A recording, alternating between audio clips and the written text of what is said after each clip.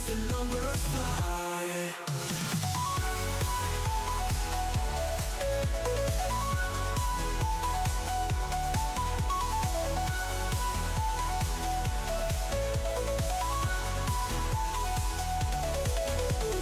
Checking the charts, midnight glory, heartbeat thumping, another story. Green and red, flashing voices loud, future kings standing on their throne. Checking the charts with AI, up we go, reaching for the sky. Every trade home never dies, on the edge as the numbers fly. Checking the charts, tracking the charts, midnight glory. Splintering in all its blending, mind on fire, never ending. Dreams of gold, relentless fight, push on through the endless night. Push on through the endless night. Push on through the endless night.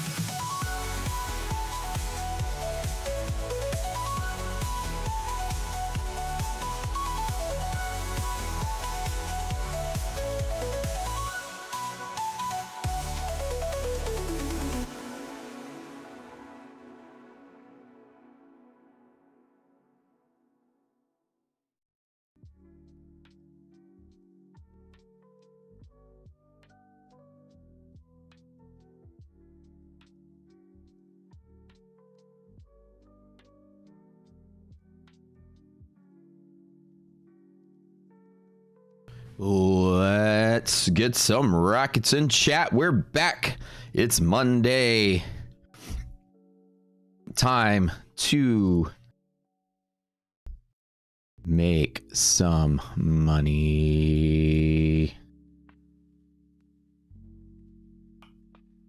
My friends, family, we are back for another exciting trading week. Thank you guys for joining the biggest, fastest growing trading stream on the planet. In our path to virality, grinding out streaming for 10 years. Now we're one of the biggest out there. You guys have been so thoughtful, so committed, so nice, so hit the like button, you know, all the things. Gotta thank you guys. Been thinking of. Good morning, everybody. Good morning, Goober, Birdman, Simon Dean, Time Machine, Pandy. Good morning, Lovebirds. Fraser, DJ Boat, hit the like. Yeah, good idea. Hit the like button, guys. Speaking of hit the like button, come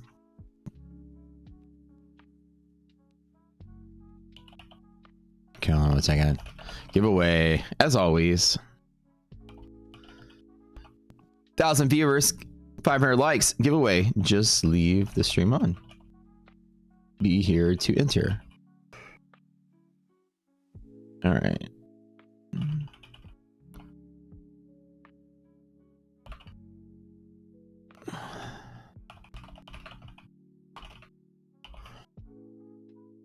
And do a pull up on the screen. Okay, guys, time to get ready to get going. It is 7:50. I got a jacket. I'm cold today. You guys like my new jacket? I look like a. I feel like I look like a writer, like an author or something. Green days ahead, hopefully. Yep. Good morning, Sudu, Jonathan Wills, Eric Brown, Nathan Lucan, Marion, Cal, Brian, Aid, Trey Insane, Chili, Mark Landers, Ice Wild, don't forget, I'll look at gold for you, but only after the chaos has settled down. I'll look it up. You know, I know I don't hate you. Mike Houston, PV, I am Nom, TD Trade, Andre, Steve, Sipta, Jack Ball Trades. What's up, Chris? What's up, Michael? You smoked that Freer yesterday. I'm now smoke those Freers every day. Lee Media, Beavis, Kirkut, Annie. Good morning. We have a song that says "Smoke the Freers." I am. What's up, David? David Ozio, Lake Fork Guide. Where is Lake Fork? Question. Bruce, Dom, Marino, Jaden, Mr. Smith, Levi, Insane. Remember when I had 30 watching? I know, right? It's crazy. Lee, Donnie, Jonathan, Pata, TD, Squish, Bullish.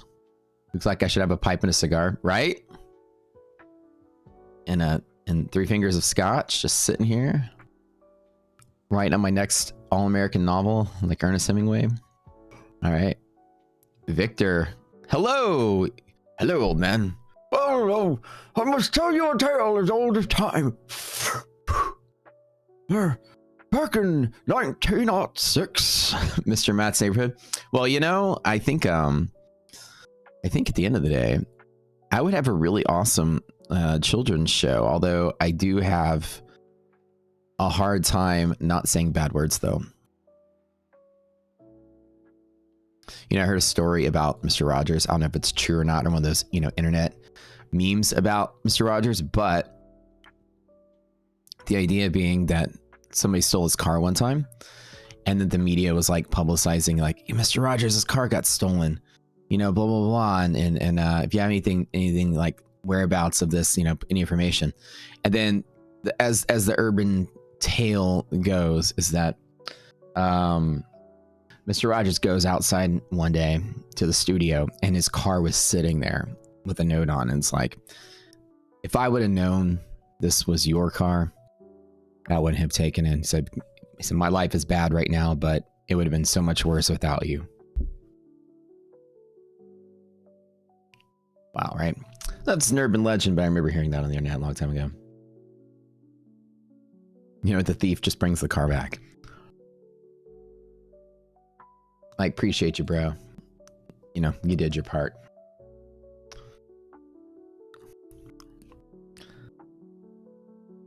Kids be like, why so many beeps? LOL, yeah, for real. All right, let's get the closing price marked on here.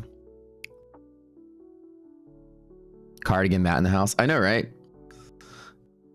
Matt decided to channel his inner Lovecraft, his inner Hemingway. I was just a little extra cold today. You know, I don't do as many drugs anymore, so my blood pressure medicine makes me cold all the time.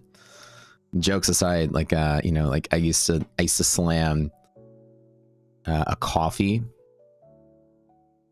an energy drink, and an Adderall for my ADHD. Imagine like why I'm not dead already. It's a miracle, but you know, this was my routine to get going for work. All that caffeine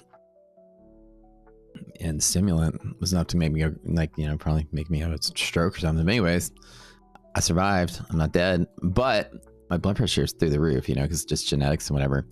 So now I take blood pressure medicine. And the funny thing about that is now I used to get hot all the time because of all the stems. And then I used to get like hot in here because my old computer CPU was fried. So it essentially would cook the room before I got my new computer. And then so when it was cooking the room, the air conditioner guy came out here and he rerouted the AC, right, to make it colder up here because this computer was just heating up the room like a furnace.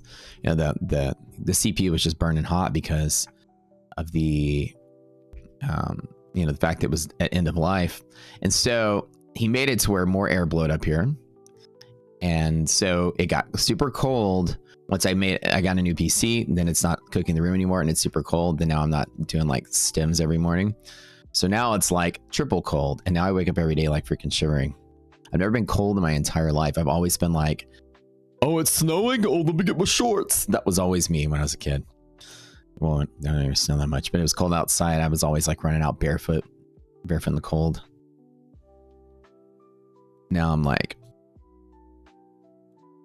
thinner blood and or whatever. And then I'm like, oh, I got the stems. I don't have the computer baking me anymore. And now I'm just like, where's my blinky? Such is life. Market open, long, still the gap or lower wick. Yeah, so we gap below MHP, so just be careful today. Actually, let me mark my MHPs real quick. So this is why I didn't touch the market overnight. Did anybody here? Pop quiz in chat. Did you guys touch the market overnight? Joel said, how would y'all do? I know the drill. I do. 22.281 and 62.87. This is gamma exposure, 62.87. I was a hard kid.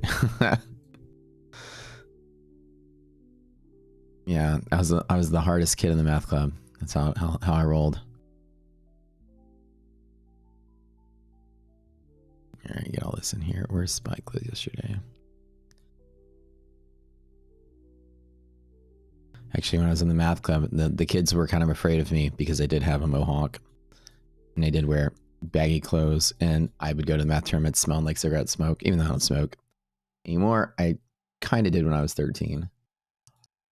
That was a little badass. And so the math kids were like, oh, this guy. And they would look at me weird when I'd walk up the tournaments.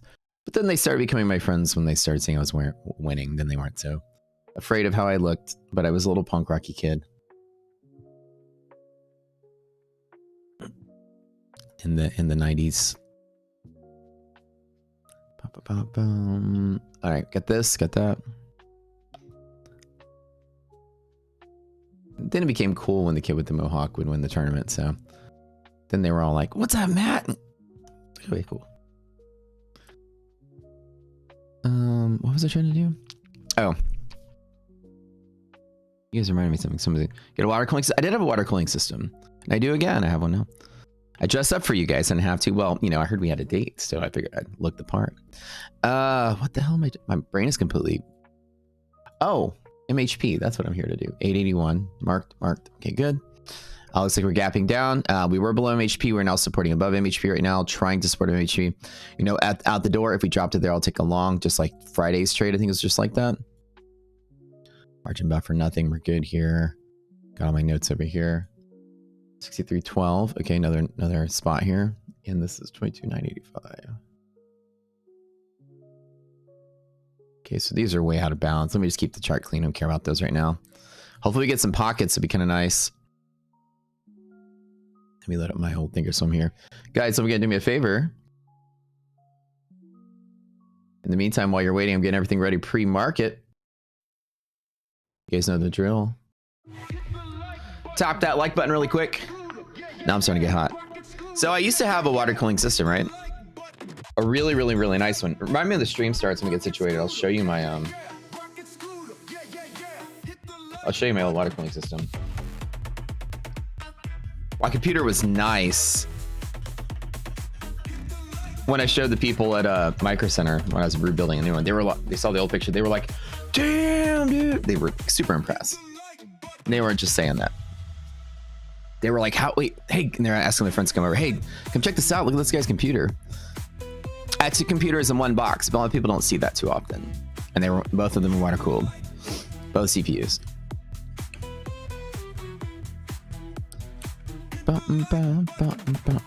That was cool. You never brought 6 back. LOL. Market open longs fill gap. Looking for that. Yeah, probably so. You had to stop drinking coffee after decades. Why'd you have to stop drinking coffee, Victor? Hit that like button, guys. At 500 likes, will trigger our giveaway. All right, now I'm getting hot. Sweater came off. You guys set out. Good. Okay. Good morning, guys. Good morning. What's up, VIP? Took a short on MES. Okay, cool. Thematics. Kiss and AC/DC music lover. Oh yeah. That's part of my rotation when I was a kiddo. Still kind of is. What I think about XRP, I don't trade any of that stuff. Is the stream on premium Discord live? I don't stream on Discord. Yeah. Hit it an odd number of times. There you go. So it's getting lined up. Feels like it, right? Be careful today. Today could be a lower DD band tap day. All right, let me sure I get everything loaded up here.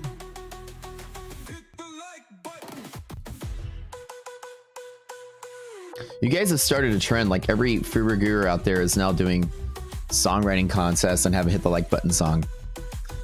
Isn't that crazy? Often imitated but never duplicated. Let's do inbound.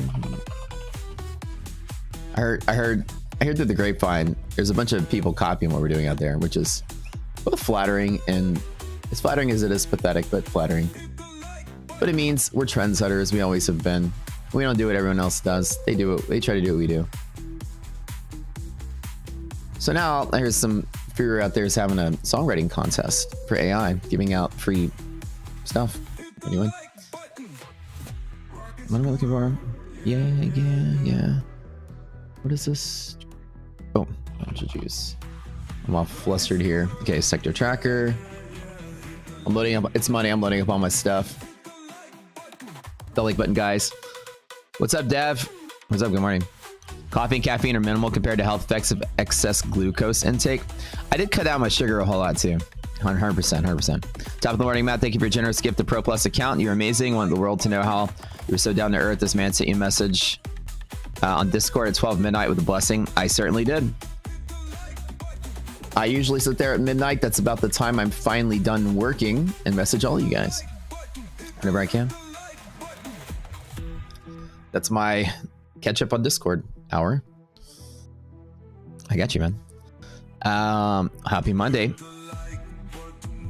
DJ Pro called you all weirdos. Autodesk acquisition canceled immediately. 5% upside potential from reaction to off. Really? Oh, nice. Nice play, John.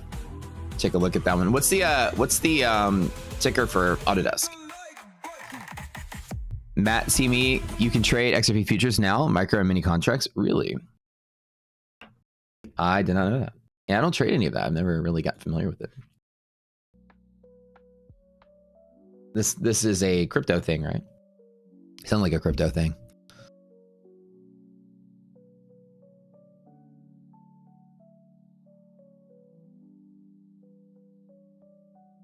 Yeah, like there's a bunch of people out there trying to sell you a course, sell you Discord, you know, sell you whatever. I mean, obviously we have a business. I'm not over here running a charity, of course, but you know, our business being trading platform, education is auxiliary to that. I do really enjoy teaching and helping people because, you know, it's just in my blood. I mean, I was a teacher at university for a little bit. You know, these are things I love doing, and I always love explaining things. I have a knack for it. You guys know my stream is just me explaining away and trying to make things simple to understand.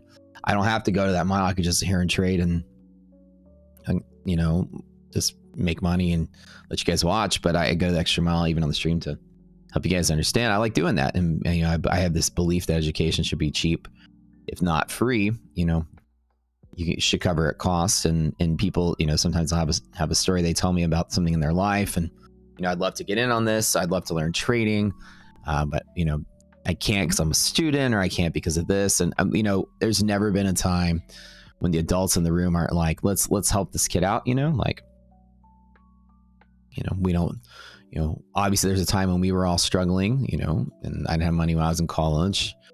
And I understand how there's a bunch of gurus out there in their 20s and 30s trying to be as big as we are, be as big as other people are. And they have that trader lifestyle in mind, and they can't cut it as traders. So they want to go out there and sell you something,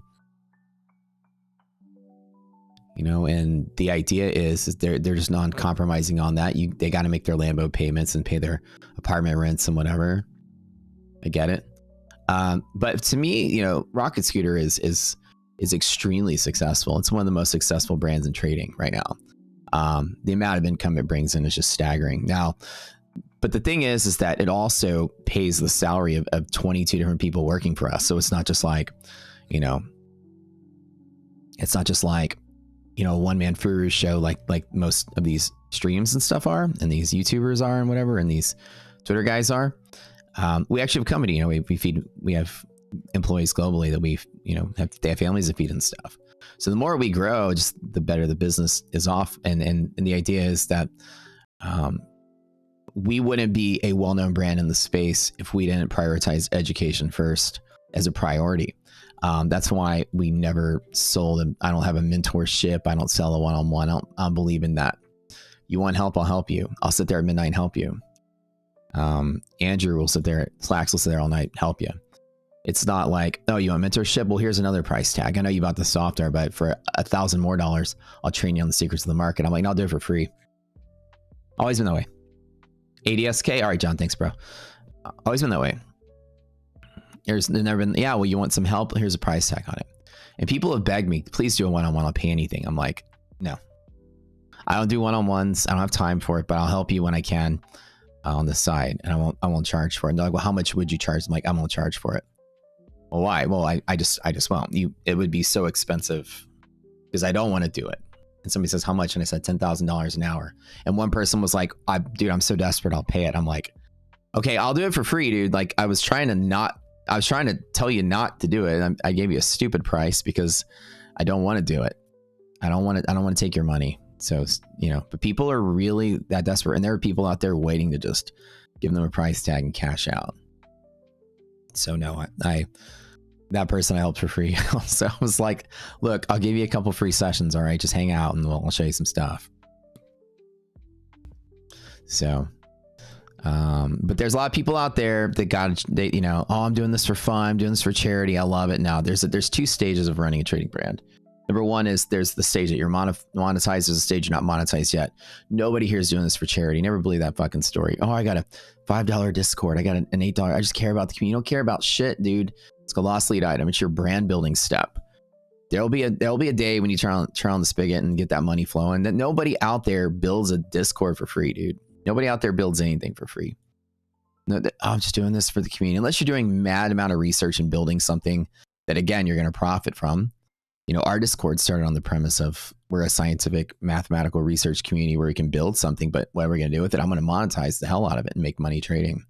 There's always a motive. Nobody's like, well, let's just make a community for free because I really care and I really love people. And yeah, it's a business. A trader is so weird about hiding the fact that they run a business. Like they think they want to insult your intelligence, like you're stupid or something. Never understood it. I'd be transparent about my business motives too. I mean, certain things are a business, but the idea is that education should be cheap, should be free. There's a lot of expensive things out there, and we've always believed that, at least in the educational front, it should be free. Especially people that are in school, which was I was leading off in this conversation, is that we have a student discount program. If you're a student in high school or student in college, our platform is subsidized to be $20 a month instead of $200. So. And that's for the duration of your tenure in school. We've always had that. A lot of people reached out because I mentioned it on Friday. We're like, I didn't know you had that. And I was like, yeah, because I guess I haven't mentioned it in a while, but we do. All you have to do is prove to me that you're currently enrolled in school, send an ID, driver's license or something, and then show me your current tuition bill or show me your current enrollment from your university website. Match the name on your ID. And we'll hook you up. Yelling your student loan stocks, bro. That's the way to pay your tuition. Let's go. But yeah. Anyways, this is day 14 winning streak. Now this is across all accounts. This is in my Elite Trader Funding live account. This is my MyFunded Futures live account. I'm live with 2 prop firms. I just started doing prop firms like not even a year. You know, for me, it's kind of different. Like, why would somebody like me, who's very successful trading real account, decide to do the prop thing, right? And it's mostly for visibility because you guys do the prop thing. You know, I think that props are great for beginners. I think the prop industry is amazing. And now that I work for Big Prop, I'm a salaried employee in Big Prop now. It kind of makes sense to promote the whole industry as well. So there's a little bit different motivation here. I obviously do get paid to promote Big Prop. Like I remember I was talking about Big Soap here and Big Prop in the sec. Now we're gonna talk about Big Prop. But you know, the idea comes down to props are amazing for new traders. They're amazing for people that don't have a lot of capital to trade. It's a good way to get some kind of return on your investment that's a little bit safer than trading your real money. It's harder though to get the payout than a real account, but it's a great learning experience because it forces you to use all kind of rules when you're trading. And these are rules you normally wouldn't impose on yourself. So they teach you, like, we're going to have drawdown rules and trailing drawdown rules and all that. Now, trailing drawdown is an unnatural phenomenon. You don't experience this in a real trading account. There's no such thing. You can set a trailing stop for yourself, but a trailing stop should never bust your account and make you start over. So in the prop space, you know, I tell people avoid trailing drawdown at all costs. It's kind of a scam. But everything else is very much mimicking what a real account would be. You know, daily loss limit, which you should set for yourself. Total loss limit, well, you have that when you go to 0, right? And Big Prop sounds like Big Pharma. Yeah, Big Prop. They call me Big Prop. But, oh, I love that. I like it when they call me Big Prop. So many props now, hard to find one that you trust. Yeah, that's why I'm vetting them very hard before I even work with them. I get 5 requests a week to work with a new prop. I have a phone call this week to talk to another one that does look promising, but I only work with different props based on different unique offerings. And I got to tell you guys something. I'm gonna hint something to y'all. Remember that big old sale that we had I'm talking about that big old sale that we had with Fund Next. I'm going to hint something. There's a big one coming. I'm the first to know about it. And there's a big one coming. I'm talking about big like last time was big. I can't tell you anymore. When I say coming, I'm saying coming soon. This month. Like huge, like too good to be true like the last time. So don't tell anybody yet. Just letting you guys know. Can't give you the deets. But I have a meeting with another prop. About 5 a week contact me. About 1 out of 20 I even talk to. I talk to them. They have a unique value prop that looks different. And then I want to vet them and I want to trade with them and see what they're all about. I'll let you guys know if this one works out. This one was started by some hedge fund people. So people in the space, people with money, people with ambition. And we'll see what they're trying to do. On the surface, the premise looks cool. I can't tell you about it just yet, but there may be one more added to the mix. Like I said, I work with 7 only. I've been looking to replace Apex for a while. I'm kicking them out of the list. So that's what I'm trying to do. Find another one for this little spot right up there. Love Apex, no hate towards them, but their value prop isn't unique enough. I don't believe in introducing traders to a world of trailing drawdown. So I'm going to remove them from my offerings. Not that there's anything wrong. No, I'm not removing the Apex code though, but I have to on the screen. I got nothing to like. People say, you know, what's a good prop firm? I never go, hey guys, you should try Apex. Apex is great because you can get a big fat payout and it's good and it's consistent. Nothing wrong with the firm. They're one of the best. But for me and our community, we know we're trying to actually win with the easiest way to win possible. And Apex is not. It's the hardest one to get a payout in. I mean, hands down, in my opinion. With trailing drawdown, it's going to cost people the most money. And so I like Apex, nothing wrong with them. That's what I'm saying. I'm not even saying there's anything wrong with them. I like them, but there's just so many better options out there. It's kind of like there's so many things that are better that I would say. Nothing wrong with them at all. Down with the trailing drawdown. That's right. You got me down with the drawdown. I owe you guys like some screaming someday, don't I? To show you guys my metal voice. If I could warm up, you want me to scream for you? What should I say? Wow. I'm gonna really like blow your eardrums out though. Everything is wrong with them. Just say it. It's fine. I don't use trailing drawdown anymore. I don't recommend new traders get into it. It's difficult. It's good because you want to get a big uncapped payout. Which is fine. Which is kind of the reason people do it, but I do have the quote-unquote trailing drawdown equivalent, which is take profit, which is not trailing throughout the whole journey, which makes it better. So take profit is like my Apex equivalent, if anybody wants that kind of account. But there may be a new one in the mix, and I'm probably going to move Futures Desk. I just saw the rankings come through, and Futures Desk and traffic-wise is like in the top 10. I didn't know they were getting so big. But I'm going to add them to the list as well. Again, and they're not paying me or anything. I just really am a big fan of their stuff. And I like to support ones that I think have a unique value prop. As you know, everybody's like got 40 prop firm accounts. They'll just take whatever you know code you're willing to use. The influencers don't really do their due diligence. For me, there's a reason to have each one. Tradeify, straight to fund, elite trader funding. They have the best static in the business. I'm Fund Futures, the best end of the day drawdown in the business, right? Fund Next, uncapped payouts. Take profit, trailing drawdown, but daily payouts. Like this is kind of like each one's different enough. The reason to have multiples. But for me, I'm very picky about what I put out there because there can only be one. When somebody says, I want an end of the day drawdown, I can't say, well, I got 6 options. Which one you want? I'm just like, this is the one. You got to know this is the one I like. Straight to funded is goated. Yeah. And Funded Next is coming out with the straight to funded as well. So three of my peeps on here are going to have straight to funded to go with it. Good morning, Tyler. How you doing, son? Yeah, the only people who complain about Apex is people who don't follow the rules. Tyler's like an Apex pro. He's been in it for a while. He knows the rule there. The Futures Desk is awesome when you go live. It's just tough to get there. Yeah, that's the thing. And that's how prop firms should be. That's why I like them. It's the real prop experience. And I think that that's very important to have that kind of element, right? How much are they paying Tyler? Tyler gets paid like $1 a second to talk about Apex. Not so much. Come on, get down every single time. Come on, get down every single time. Pairing bulls.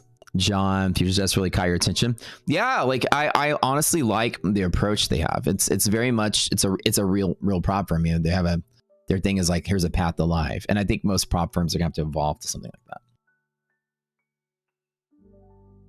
Bull and Ox. I hear people like Bull and Ox as well. Thing is, there's a bunch of them, and there's a bunch of good ones. That's the thing now. For a while, there's a bunch of shitty ones that you had to filter through, and now because it's so easy to make a prop firm, now there's just a bunch of good ones.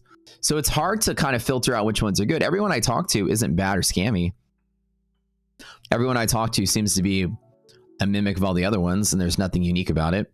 So what's the reason for me to support some unknown, unproven prop firm that has the same offerings as in my funded futures, same offering as Tradeify? It's like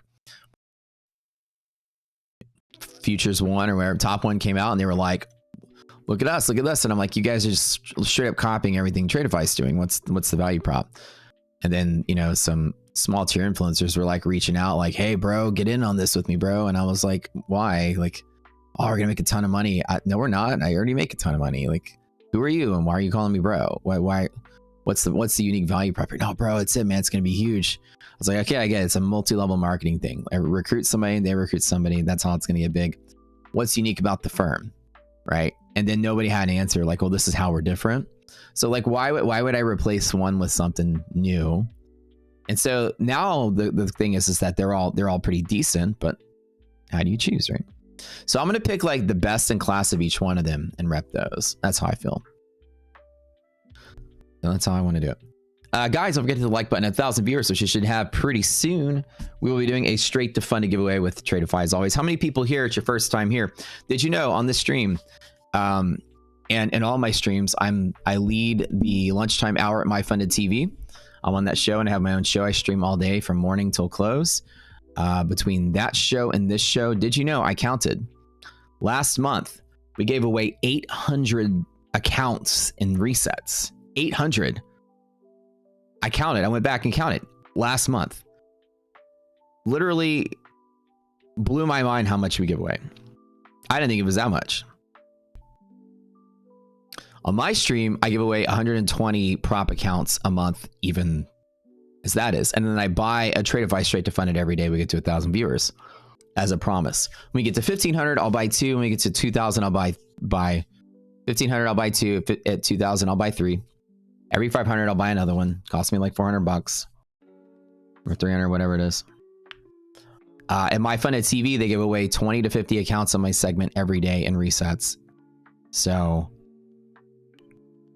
incredible how much stuff we've given away. I was just cataloging it to take a look at it. Do I think MQ could bump up at open? No.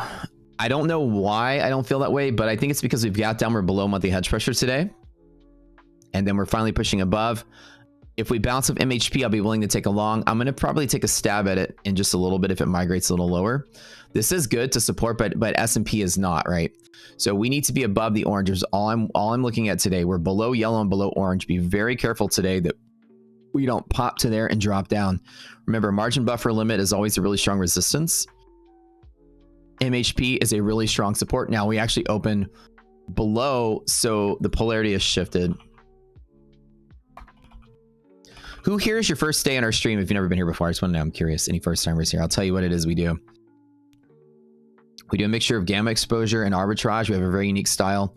Nobody out there does anything similar to this, so it's a little different. Seydu, you're hilarious. Feels like it's the first time. Oh, that's what real love is like. It always feels like it's the first time. So we use gamma exposure pivots to do high volume entry and exits, and then I use arbitrage to track the underlying index stocks. It stocks the underlying index of the futures. So I'm trading S&P and Nasdaq futures on this stream. I am going to be showing you guys some tricks whenever the market loads up at 9:30. There's something called liquidity map. It shows me where the volume is going to be and shows me where the pivots are in the direction. Pretty simple. It's all automated. First time, all you guys, y'all are hilarious. None of y'all. Half of you guys. It's like your millionth time. Tradeify. TVT is the Tradeify code for 50% off if it's still running. How did funded accounts work? The research says you start with fake money and maybe qualify for a live funded account. No, funded accounts are you're kind of right, but funded accounts is it's a sim account that you get paid to trade in. Basically, how prop firms work. So you're given a sim account, and then if you make $10,000, you get paid $10,000. Now, I oversimplified it. There's obviously more rules, but it's kind of the gist of it. So in the prop firm world, there's three types of accounts. There's eval, which is a sim account that doesn't get paid. It's just a test. Then there's a funded account, which is a sim account that does get paid. And then in that, the few people that make it there, if you do good enough there, then they move you to live. Live is when you're trading the real funds of a prop firm. They give you real money to trade with. So that's the difference in all of it. In the prop space, like only the best of the best in that prop space gets invited to live because you have to prove you're a really good trader and you make a lot of money so they can promote you. And but the middle ground is where a lot of people stay and they just make payouts from these prop firms by trading the sim accounts, sim to funded. I know how it works. So right now, like currently I'm live. I'm at like the highest end with two firms and I'm working on my third one. Basically just to show off, passing their tests, getting to the end, and then getting offered live account. So my first one was at the Lead Trader Funding.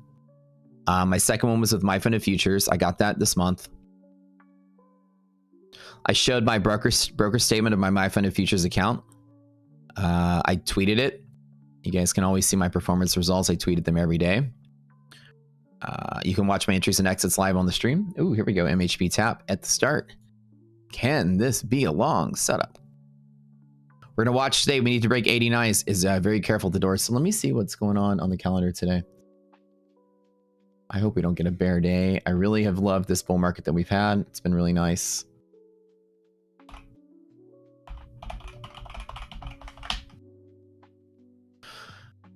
Okay. Nothing on the calendar today. Yep. Today's empty. CPI tomorrow.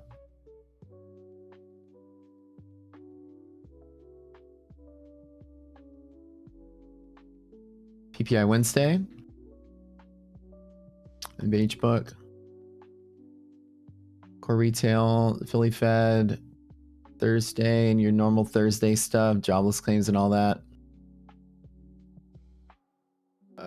What else is big? Friday is the Michigan numbers. Oh, that's right. Michigan numbers every 2 weeks. Oops. Oops.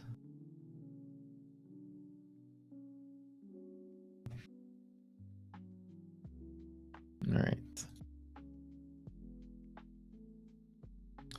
Busy news day, but not today. Let's see if the orange man's talking or not. Pay attention to that. Looks like we gapped down. We're going up to fill the gap. It looks like this could be a day where we make our way back in, probably an internal day, but nothing's been bearish about this market. VIX has been in perpetual decay. We're below the contango midpoint, which is a key level for volatility expansion. 1865 on VIX futures, bottom left of the screen. Being below there is really clean. We're going to have like very little volatility. Market's going to absorb news very well. And keeping the VVIX below 100, which is always like key for me understanding that my pivots can overshoot and how many entries I'll have to take for pivot and such. VVIX below 100 is good. So two of my initial checks, VIX below this white line and VVIX below 100, both are pretty good for the market to not experience too much volatility. If we do sell off today, I'm looking for this confirmed kind of lower area as being support, 22,800 on the NASDAQ. No evidence we're going to sell today, right? The market can just open up and start dumping, but we should be okay. Anything down in here, this sort of area is likely support. For whatever reason, I just have this spidey sense that I don't want to long out the door. I've longed out the door every day for like the last 3 weeks, I feel like. Like literally, the market's open and I longed, open and longed, open and longed. First time, be gentle. Oh no. Double fisting. No gentleness here. We give it to you hard. All right, everybody, you guys ready to roll? Market opens in 4 minutes. What I look for at the start of the day, there's an indicator, and teach you guys, there's an indicator at the bottom called resilience. It's a gap fill predictor. It watches all the stocks at one time and tells me how they're fluxing through the gap. I'm going to draw two white lines right here. This is yesterday's close in SPY. This is currently where we are in SPY. And this white dashed line is my pivot. based on this indicator here. It's my first thing that I look at. And then when this map comes out in 15 seconds, that's the second thing I look at. Nice little opening run here. Insta regret not buying on MHP, but that's okay. Just getting the week started. I'm on a huge winning streak, so I'm in no hurry to lose it. I'm so close to going live at Tradeify. I got Brett Simba tweeted me a couple weeks back, said it's time to go live. Hopefully they'll push me over early, but after kind of talking with them as much as I know, because I'm such a powerful trading brand, I guess, they want me to keep trading as long as I can, which I get. They didn't say that, but I'm just putting two and two together. Usually, you know, if you're influencing very heavily, they like to let the journey last as long as possible. And I get it. Makes sense. I thought Brett was going to move me live sooner than the 80K, but I'm 50K profits up, or 50K payouts up in my Tradeify. I'm up over $180,000 in profit with them. Just working to get the payouts now, and 80,000 they move me live. So I got 30,000 more in payouts to go, and I'll get 3 of them probably next week. Maybe 2 of them this week, but at least 3 of them by next week. So we're getting close. Strategy. I like that word. VIX updating this week on Tuesday night. Yeah, Tuesday night Triple B is updating. So Wednesday morning is VIX monthly options expiration. So Tuesday night we roll over into new contango midpoint calculation, right? When it's promoted to live, has a positive bounce and sim funded, is a balance in play hours or loss. Depends on which firm you're with. If you're in Tradeify, you get 100,000 max. So they'll put 20,000 into a live account, and then they'll pay you out whatever is left as a lump sum check. So a lot of times they let you just get your 80K payouts and then put 20 in your account and you're done. They move you early, they give you a check for the rest. So right now I'm up 50. So an example is if Tradeify moved me to live, I would get 20,000 in my live account and $30,000 check. No, the gap's getting smaller. What the heck? Wishing I was long at MHP, but that's okay. Do I do one-on-one? I don't do one-on-one training. I'll help you for free in Discord if you have any questions. I don't sell a mentorship. I don't do any of that stuff. I created this trading platform you see on the screen. I'm the CEO of this company, CEO of Rocketplace. My business interests lie in trading platforms and kind of that stuff. I teach for free. We have a boot camp if you want to join. It's $1 a class. That also is where you can learn. Here I am moving the opening price up and up and up. A little bit of pre-market volume there, looking solid. Hammock is saying this morning, doesn't he see an imminent need to cut rates? He's one of the people that doesn't think we need rate cuts this year. There were 7 people in the Fed that don't believe we need rate cuts this year. If you count the dots on the dot plot. Back in December, there were only 4 people that didn't think we need rate cuts. There's more Fed members stepping over to the we don't need rate cuts side of things. Okay, out the door, checking out these resilience numbers. God, I've been longing out the door like every day for the last so many days. And looks like we're pushing straight up. Res is positive, but it is a flat day, and you guys know I hate flat days. So let's wait till we get the liquidity maps come through, and then we'll wait and watch. I'm not shorting this. Nothing bearish today about the market, but I do have a suspicion that today might be a day that the market may react to the downside. I don't know. I don't have any reason for that. I'm not shorting it or anything, but I just have this feeling to avoid the long out the door. I've been longing out the door pretty much every day. I've been looking at some of the stock charts, and some of the stock charts look a little weird. So we'll see. With resilience being positive, we flux through the box this way. With it being negative, we resist through the box that way. Now let me guys show you some liquidity maps coming through. QQQ EST. Oh, let's do it. Hold up. Okay, S&P, we should be good at the open. QQQ, let's see where we are. Hold on. I don't see it. Right here, Simon? I'm gonna take your word for it. This shit ain't loading up. Simon telling me to long this. Where's my... Well, all right, Simon. I'm flying blind here. My map isn't loading up. The fuck are we? Thank you, Simon. Gotta refresh. All right, let me double check. So we have a LP and QQQ or what?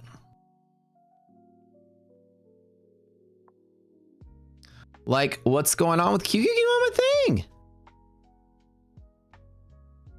I'm just logging in one account though. I'm taking Simon's word for it.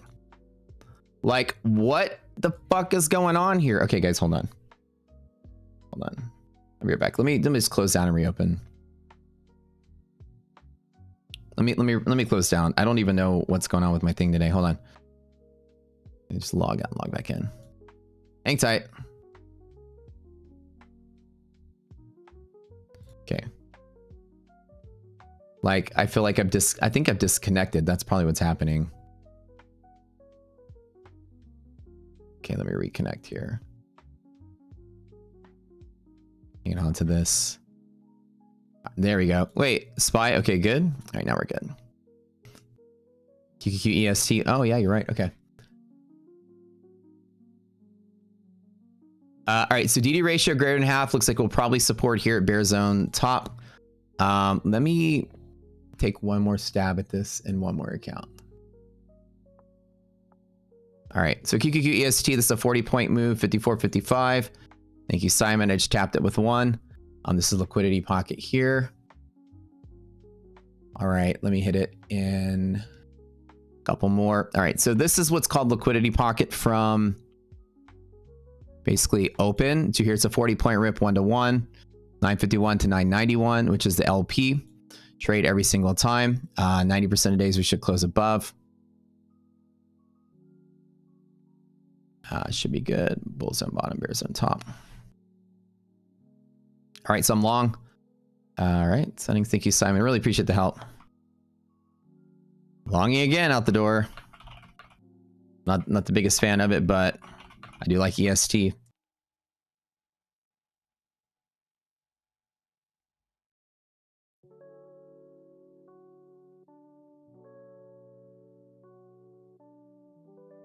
Okay, so now I'm trading Nasdaq futures, you guys. What I'm doing is I'm longing from gray line to gray line.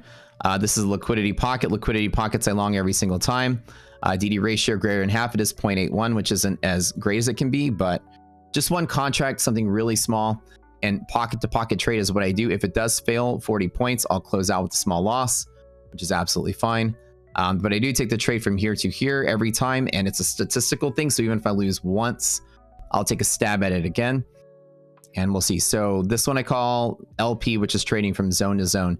It's a liquid play, and as long as markets aren't too volatile, it usually pans out. But that liquidity pocket did try to pan out the door, so this could be like a late entry, and I might take a small loss on this one, but I'll get it back later if we reclaim it. All right, so SPY, let me double check this one. S&P is BSU. BSU is bullish from here and bullish on the blue break. Things are looking kind of tidy there.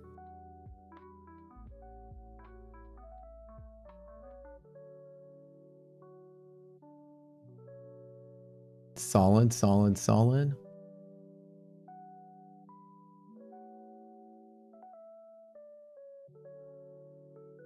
All right, let's run monthly maps to take a look at what the month is looking like here. Monthly maps, we are in a liquid pocket here. Liquidity pocket is all right, so we're solid at least for the week. And seeing that QQQ resistance there, I don't really like so much. 40 points is my exit here. So 800, give or take. Why is my thing timing out when I try to load up Q? This is kind of a foobar because my platform wasn't giving me the signal quick enough. Look at this. What's going on here? Connection's a little wonky.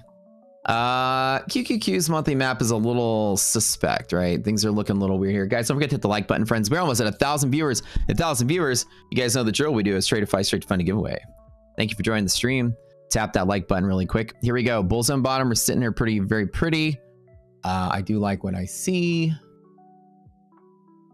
All right, let's go. I logged in like 4 of my accounts right now, including my funded account.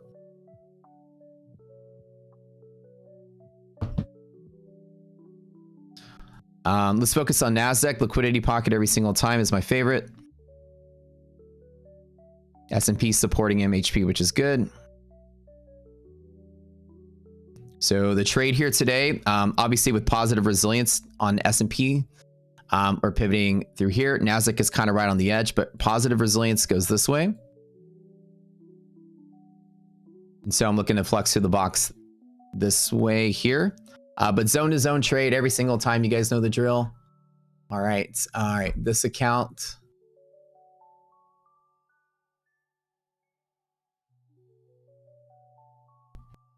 Perfect. I'll pocket that. All right, one of my accounts I'm closing out. That's $1,400 in that account. This is $1,000 in that account.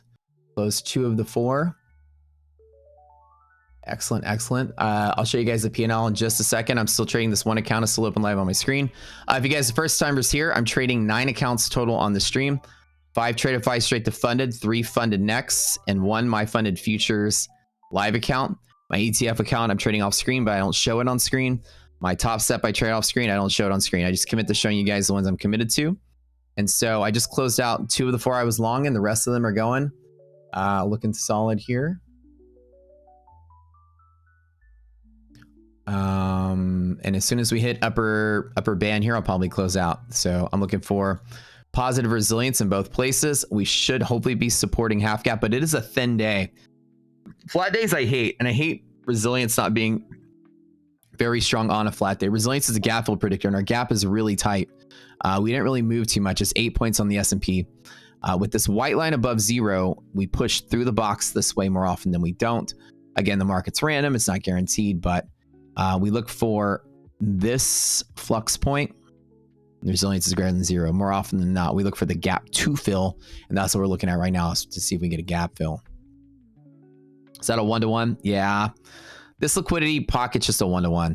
And I split my accounts up. This one's taking a loss, and the other one's taking a gain. And I'm going to fight this one a couple times. It's the only setup we do have today, though. Which I do think is all right, but it might not play out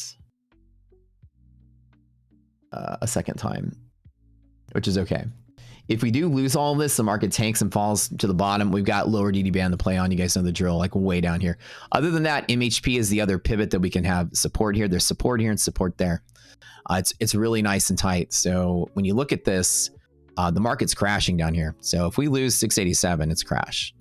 Losing this orange line, monthly hedge pressure, creates a gamma squeeze. So if you believe the market's bullish, we should hold 87. That's my thought. If you lose this, it's pretty gross, which is why I'm taking the bet that we don't. And Nasdaq is down here at 882. And again, trying to take that liquidity pocket trade. That's all I'm looking for here.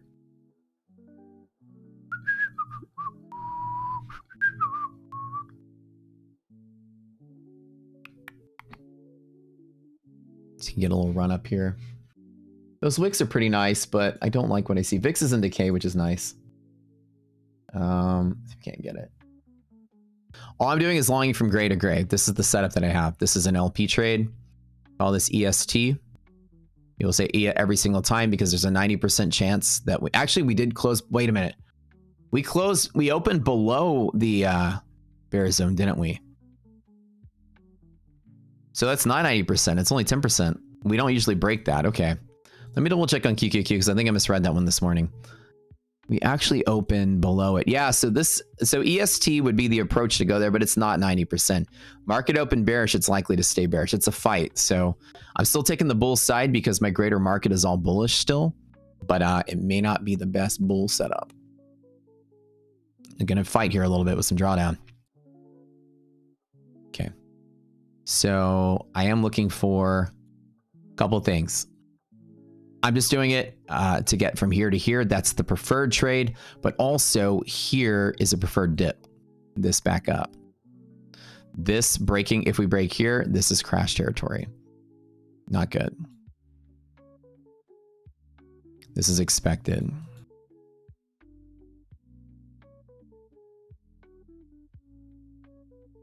Okay, I'm trimming some of my positions down. I don't like the way the setup looks. Expected to bounce there. I'm going to add right here at this position here. Expected. Okay.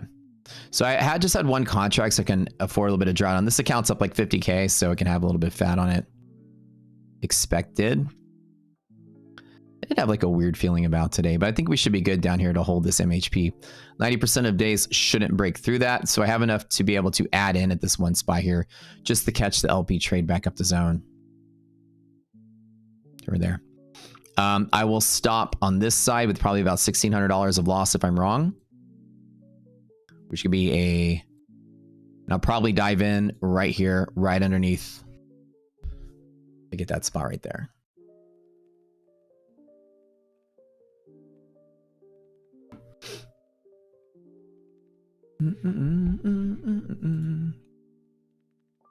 Okay.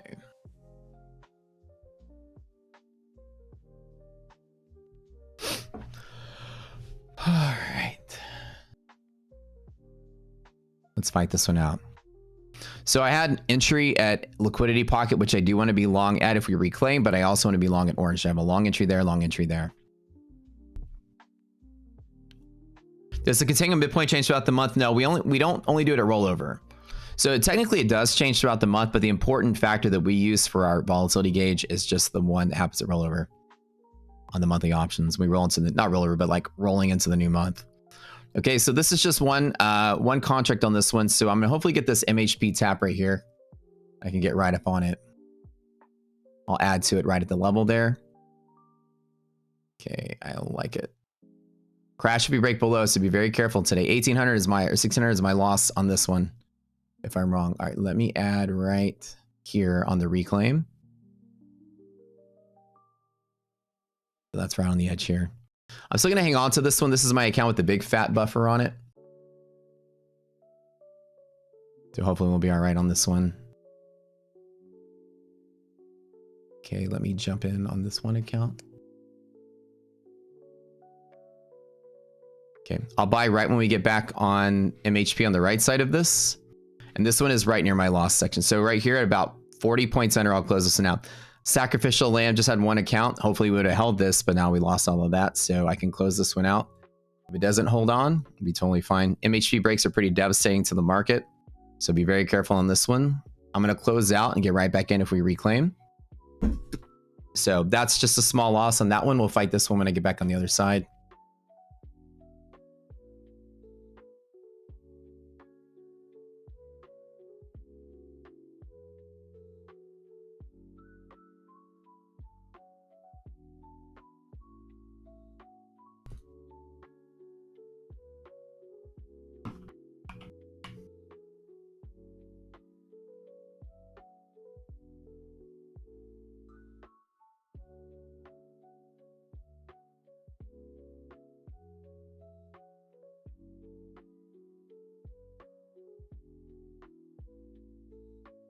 Right here.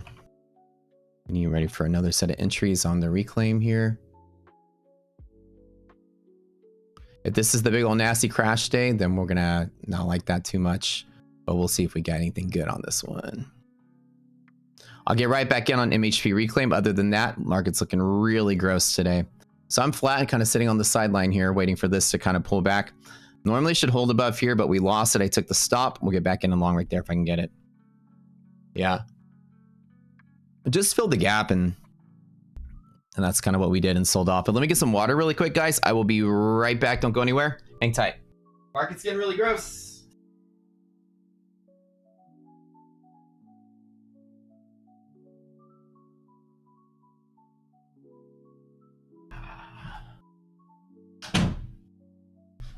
Should get back above here, but we'll see.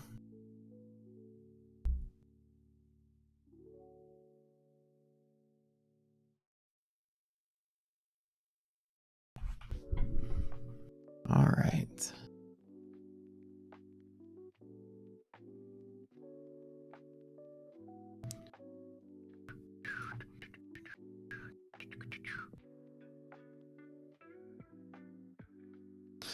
All right, back on orange. I'll get right back in. I took a stop just to be more safe than sorry rather than add to it, but I'll get right back in when we reclaim. Nvidia dumping. Yeah. Take a look at that. My platform was like freezing up this morning. Nvidia is at MHP, which should be the holding point of this. Should I take the bet that we hold? Hopefully so. With Nvidia holding, we should be okay. All right, I'm going to start grabbing some of my accounts right when we reclaim here at the top. Fingers are crossed on this.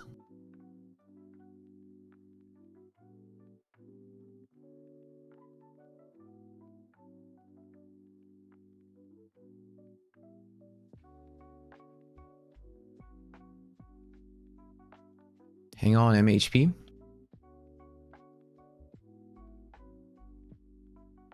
Okay, I'm watching and waiting. As soon as we get back up to this orange, I'm backing on the long side.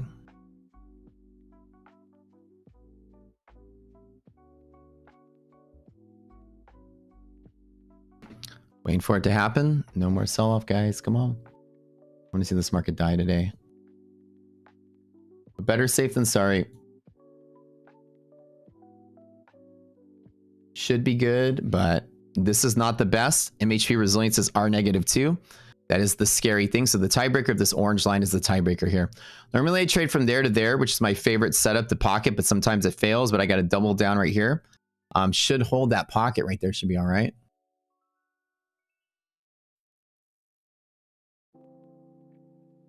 Looking solid here. Back in on the long side on the tap. Let me just be risky on this. Let me jump back in, at least try for that one.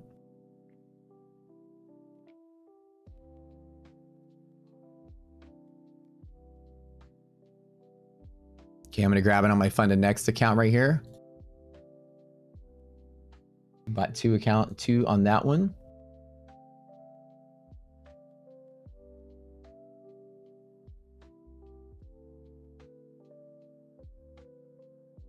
Should be solid. Okay, I like it. I like it. I like it. Good deal. Good deal.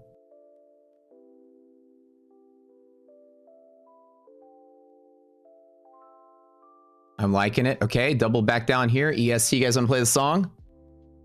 EST also there. You guys know the drill. Hit the like button. I'm about to do a giveaway.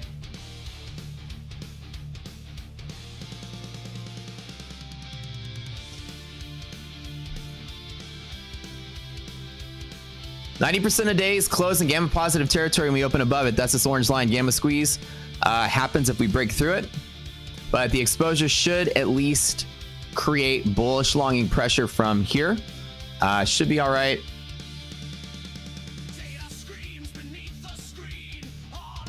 All right, I'm up $1,500 in my funded futures live account. Fuck yeah. All right, I made 6,000 my funded next. I'll show you guys a screenshot in just a minute. I'm in the middle of it though.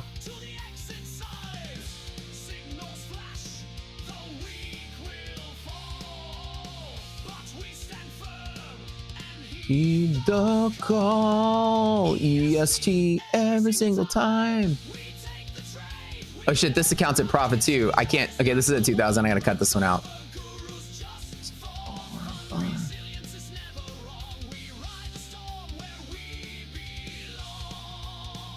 Show me your P&L. Oh baby, I'll show you my P&L later. Show me yours. I'll show you mine.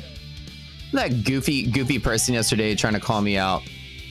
Where's your verified performance? I'm like, I don't know. Here's where Brett Simba came and congratulated me for my verified performance being so well. CEO came out today. Then I called my funded futures. Was like, hey, can you verify my live account is real? I literally fucking call Burke and wake him up. My funded futures employee comes out and goes to my Twitter and is like, yeah, this is real. Shut the fuck up, guru. Like these weirdos, dude. And I was like, where's your verified performance? The person's like, well, I made 27% this quarter. And I went and looked them up. They made $5,000 fucking dollars in one of those goofy ass world championships. These fake things these people do. Yeah, I made 500% on $5, guys. Buy my Discord. Like, percent gain is the biggest scam in the world. Like people, these Robbins cups and things. This person's top 5 in the world with 40% gain on a $10,000 account in a year. $10,000 account in a year. These people are fucking weird. How much did you make? Well, I can't tell you that. I mean, that's private. Well, clearly it's private. I have my lawyer contacting that competition right now just because I want some information. He's going to send them a really, really strongly worded email just to see if we can't get information about how the contest is run. I didn't have time to do it, so I got my lawyer on it. Curious because I know the Robbins Cup is sort of like weird, but we haven't got all the information about this contest. I'm going to do a little investigation myself. I feel like most of these contests are really...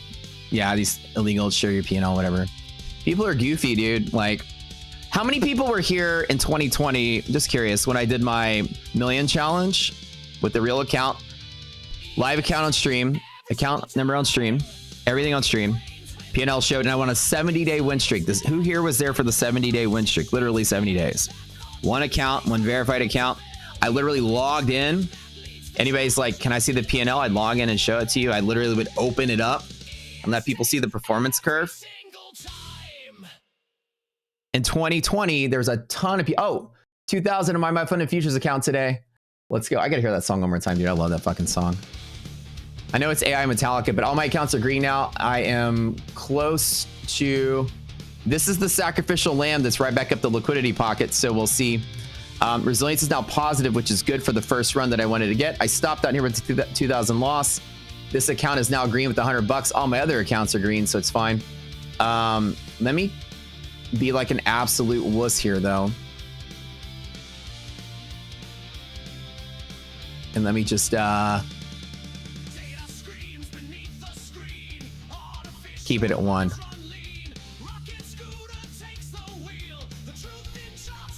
Mike's just joking, you guys.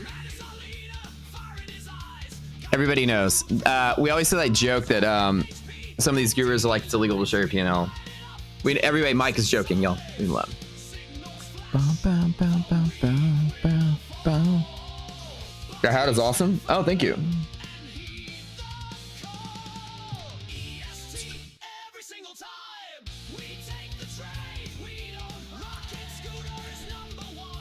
But usually what happens is like a lot of these smaller time guru guys out there kind of get this like little brother syndrome. They see that we're big. They see that we're growing. I got rage baited pretty hard, but like I'm always so eager to prove. That's the thing. I'm like, sure, here's my proof. Like, here's my P&L. This is what I've done. And this is like current P&L. Here's June. This is what I made in my funded futures. Here's what I made in Tradeify. Here's third. Where's the bad verification? I don't know. Brett Simba is the CEO. Is he gonna come out here and lie on my behalf? I don't know. So anyways, but these Robbins Cup, like I did Robbins Cup one time and got 6th place, and I just dropped out because I actually went, and I'm not naming the name of who I went to face roll, but I joined Robbins Cup because I was trying to face roll some of these like super gurus that everybody was like, they're entering, they're gonna win, they're entering. I'm like, well, I'm gonna enter and show that I'm better. And when I found out they didn't enter, then I just dropped out.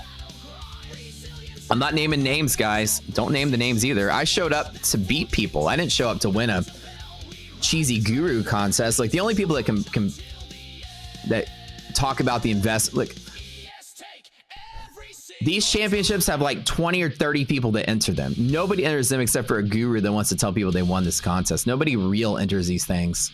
Nobody really good enters this. You're not trading against like Citibank and JP Morgan traders and shit. You're not like trading against anybody.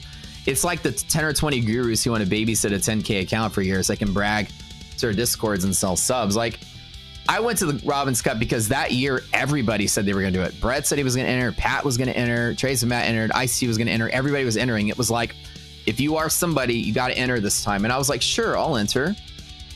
But I entered just to beat the other people. And then when I found out nobody actually else really entered, and I didn't care to babysit an account so I can... Yeah, you know how easy those contests are? I got 5th place in 3 trades. It only took me 3 trades to get on leaderboard. To turn a 10K account to 15K only took me 3 trades. I started 3 months late, and then 3 trades into it, I'm 5th place in the world, guys. In the world! I'm the 5th best trader in the world, guys! I can tell everybody that. Anyways. Jelly rolls? I love jelly rolls. Okay, so I could kind of wuss out on this one. We're hyping up the chat here today because we got to get this move going. But look, I get it. Be skeptical of everybody. Nobody's immune to it. But the weird thing is that when I put up, the other person backs down, then I'm like, okay, I just got rage baited. It's another one of these people whose trading streams smell like taint.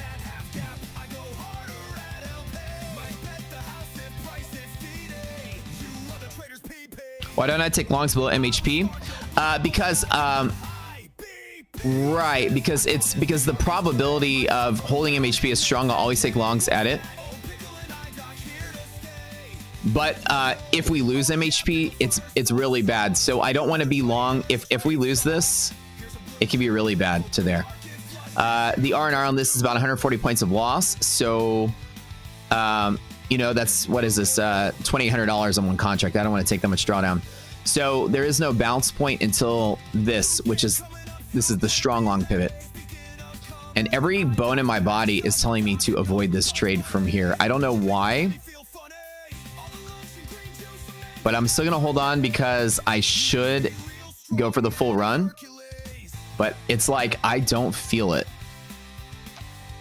I don't know why it is.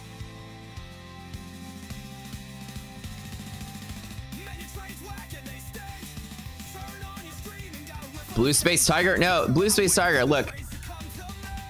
Somebody came at me calling, this kid came at me and called me out. You know, for whatever reason, literally came at me and called me out. I don't even know who the fuck this guy is. And I posted a mountain of evidence and this guy didn't post anything. I don't care if somebody's good, and show me your stuff. Don't come call me out and then I post like, you know, I made 20K in payouts this month. I'm up 100K with Tradeify. I got 3 live prop accounts. Like I've done all that. Here's all my evidence, and why you call me out, and then I say, okay, where's yours? And the person literally flees and runs away with their tail between their legs. Didn't even show me anything. And then my guys went and looked at it, and they were like, oh, this person made 27% on a 20K account in 5 months. That's $1,000 a month. All right, that's fine. You guys can believe people on their word though, but if you don't show me that you're doing this right, I don't have to believe anything. I'm not a trust me bro kind of guy. You guys may be that gullible, but I'm not. Look, I'm gonna tell you something. $1,000 a month, that's fine. That'll cover your first quarter tuition of fucking clown college, okay? Like seriously. I only collab with real traders. I made $160,000 last month. Like straight up. I'm gonna make probably 150 this month. Verified profits. If anybody needs a copy of, I'll show you my bank deposits later if you want to see it. Oops, wrong song.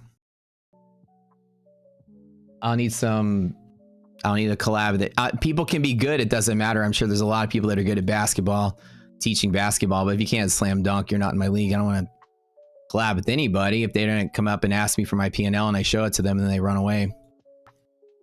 That's just weird. I don't even have to explain myself. I love that song so much.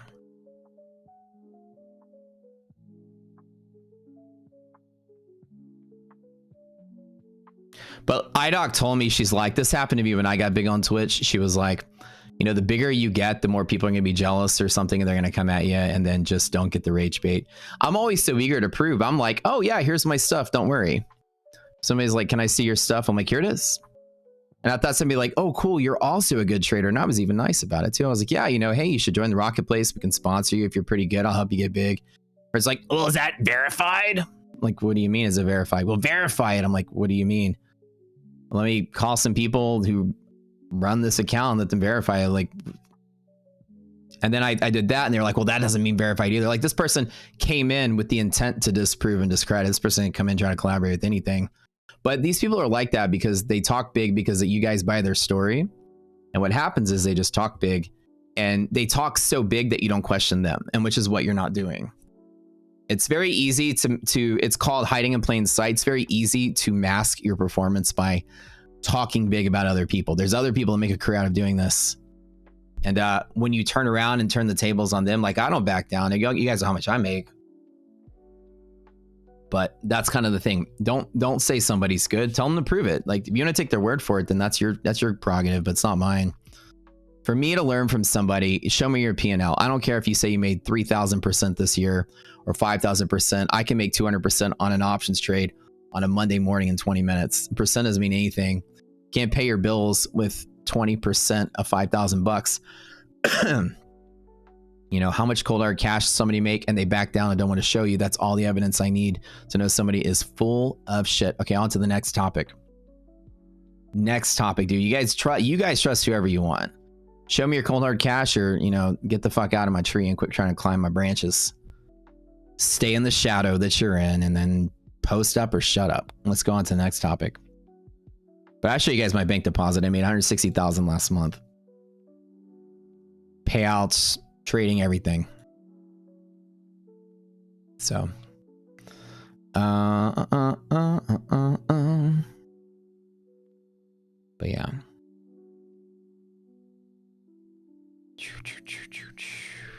And I've taken almost 21,000 in payouts this month so far, just from props. And the only reason my payout's going to be lower this month, because I'm not taking payouts from my funded. I'm going to take that account straight to $100,000, which, by the way, here's the P&L on this account for this month. Let me show you. Let me log in and show you guys P&L. Hold on. This month. This is my funded live account. How do I make this big? Why are you not showing it? Oh, hold on. Let me port today, this month. I'd collab with anybody if they come at me with like a really nice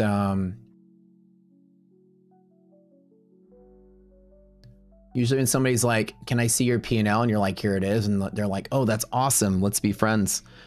If you have anything further to say, you're trying to discredit someone. It's called clout chasing. There's people that try to do this to get impressions. I'm sure 3 or 4 people learned of somebody's existence yesterday because of me, which is fine. Here is my this month's P&L, my funded futures live account. I just started. This account has been growing. I'm not going to take a payout until I get to 100K, but this is a live funded account with my funded futures, trading their actual funds. So I'm a live trader with them, not the prop, not the evals. That's live. This one could be better P&L. Better win rate. But this one I have been trading more cautiously and have taken more losses on this one than normal. Normally I run rates in the 70s. This one's right at 60. But again, I just started this month, but it's been doing very well. There's been a lot of digging out of this account, turning losing days into winning days. But still, it's still doing all right. The expectancy is still pretty good, 173. The run up to drawdown ratio, $8,500 on a $2,000. It's a 4-to-1 run up to drawdown. You really can't beat that. It means I have perfect control so far. For 4 going up 4 and coming down 1. Anyways, if you need to verify this, I'll call Matt Leach. I'll get him to come down here and bless this with this fucking scepter. If y'all want to see, I'll get Matt on the phone and get the king himself to tap his sword on my shoulder. All right.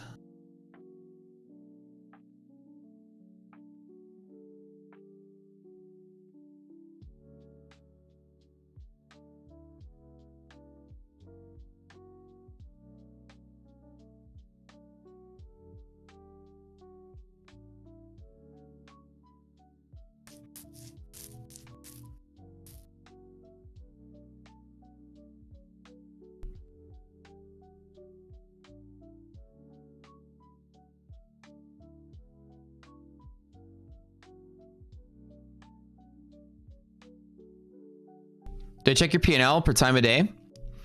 I usually don't try to focus on P&L. I basically keep my trades the same no matter what. P&L is kind of a distracting thing. Usually when I get some downtime and I'm like in between trades or whatever, I'll focus on P&L.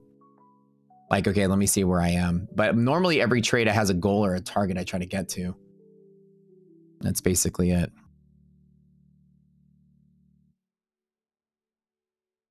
I focus on one account at a time.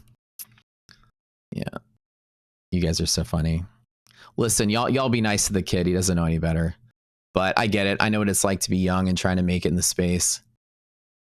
Everyone thinks they're better than everyone else. But the way that these guys usually are, what usually happens is people will call each other out, which is because they believe everyone else is a fraud, and that people usually back down. That's why they do it. Very rarely do they back into somebody who's actually like, here it is, here's all the proof. And then they don't know what to do because they've never been proved wrong before. So they just shuffle and dig themselves in deeper. That's pretty normal when frauds call out frauds. I get it, you know. They're used to everyone. They call you out, they back down, you call them out, they back down, and everyone's back down. Within 5 minutes, I was driving, so I didn't get a chance to gather everything till I got home. Then I made a post when I got home, like, yeah, here's verified. This is all recent. This is all this month. This is all what I'm doing. And then after that, I'll shut everybody up. But it gets weird when the other person doesn't have anything to show for their own. And I get a little kind of mad because I could have spent more time in my own personal life and helping you guys out. But I usually love when people are like, are you really trading? And I'm like, sure, here's the evidence. And people are usually like, damn, that's awesome. Most everybody's like, damn, that's awesome. I'm friends with everybody. The entire trading community usually respects me because I put up. I don't even try to convince people. I'm like, here's my stats, take it or leave it. And then, but if someone's intent is to cloud chase and discredit, then they're going to lose that fight every time. Yeah, negative resilience, I'm not a big fan of this. Negative resilience does mean that the box itself is going to be resistance right here. And I'm debating on should I just close this out or not right here at half gap. And we'll see.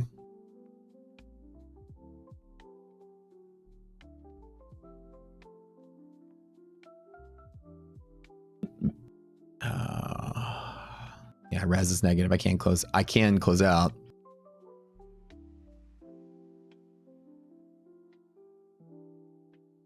So my MyFunded Futures has made $8,000 almost this month, which is good. I just started this account.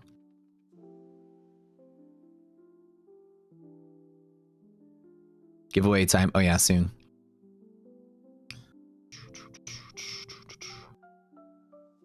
Well, there's nothing to do, so we're just waiting for the trade to take off. Right now, I'm waiting for gap to get filled.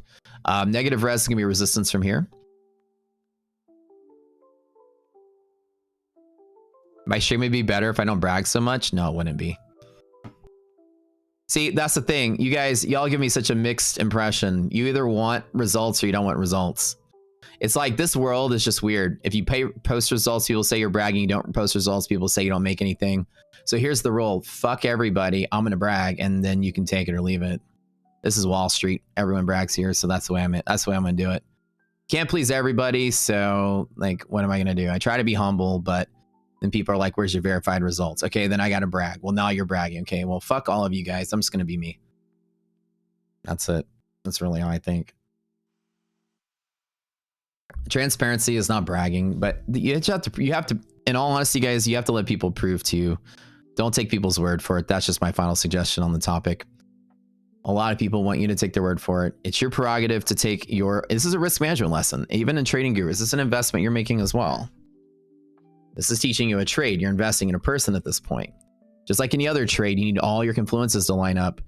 And if you're taking somebody's word for something, you're kind of foolish and you're going to lose everything, just like making a bad trade. So that's a lesson for you guys as well. Just be smart out there. There's a lot of people out there willing to take your money from your pocket and put it in there. So this is a trading lesson as well. Humble guys have low testosterone. You guys are funny. All right. Res is negative, and I'm like, should I just close this out or what? What should I do here? Should I hang on for the full LP? Liquidity pocket's my favorite setup. This is my bread and butter. This is the one that makes me the most money. This gray line to gray line trade. I did take the initial trade, took a stop, got right back in. Now I'm trying to take the trade all the way up to here. I'm in a little early on this with 2, but we'll see if we can get it. All my accounts today are green with the exception of just this one on the screen. This one is down $600 still, working its way back up. We'll do a giveaway in just a little bit, guys.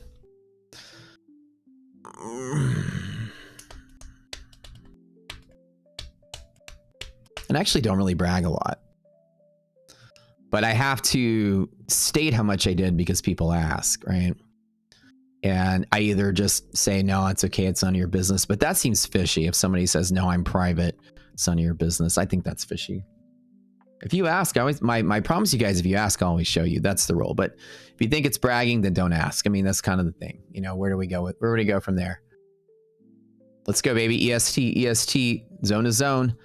Negative res around the box, though. All right, I'm going to wuss out on this. Just kind of take the loss on this one.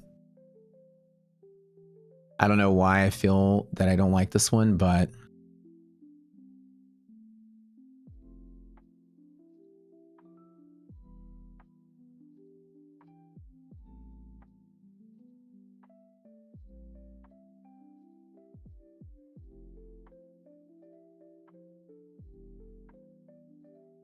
all right, I'm going to set on side on this one.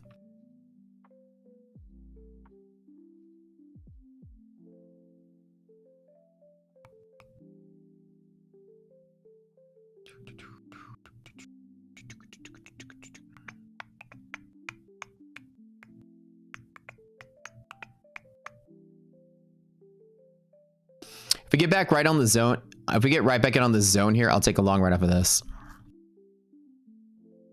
I'm going to dress as a peacock next stream. I'm going to get a cowboy costume. That's like the next one I want to do. Yeah. Yeah, you're damned if you do, you're damned if you don't. So what I'm going to teach you guys today on this particular move is that I'm looking for a liquidity pocket trade. Bear zone top, bull zone bottom is the trade I want to get. I'll get back in on this as soon as we get there.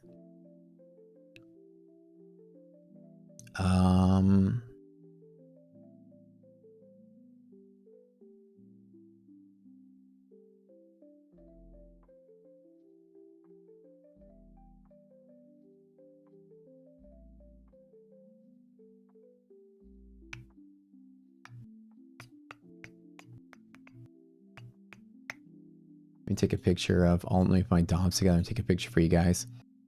This one account, the one on the screen is the one that's down. All the other ones are up. Pretty good day so far. All right. Take me a little bit. So my P&Ls today. My 3 funded next were up. My funded futures live account was there. And then my 5 traded-fies are here. There's a gray box there because I had highlighted the account there, but that's not really, this is just, it's selected. That's why there's a blue line around that. So that's it today, whatever this ends up being. Looks like I'm pretty decent. I think 1, 2, 3, 4, 5, 6, 7, 8, 95. Wow. Okay. 10,007, 10,015. Is that 10? I can't add. Wait, 1, 2, 3, 4, 5, 6, 7, 8, 88, 95. Are you back in the pocket? Should I? 10K day again? Is that 10K? Somebody throw this in chat GTP. I'm too lazy to add it up. Hold on. And you guys will see it's the same nine accounts I trade. There's 3 funded next, 1 my funded futures, and 5 traded-fies. Okay, I'm gonna get back on this EST. I know this is probably a dumb idea, but I'm going to try one more time. Resilience is negative, so I don't have a lot of faith in this. So what I need to do is see the stocks. I should pick up a move here. Try one more time. Is it 9? What do you guys? It's not EST till 97. Is my... Oh shit, Simon, thank you. My bad, my bad.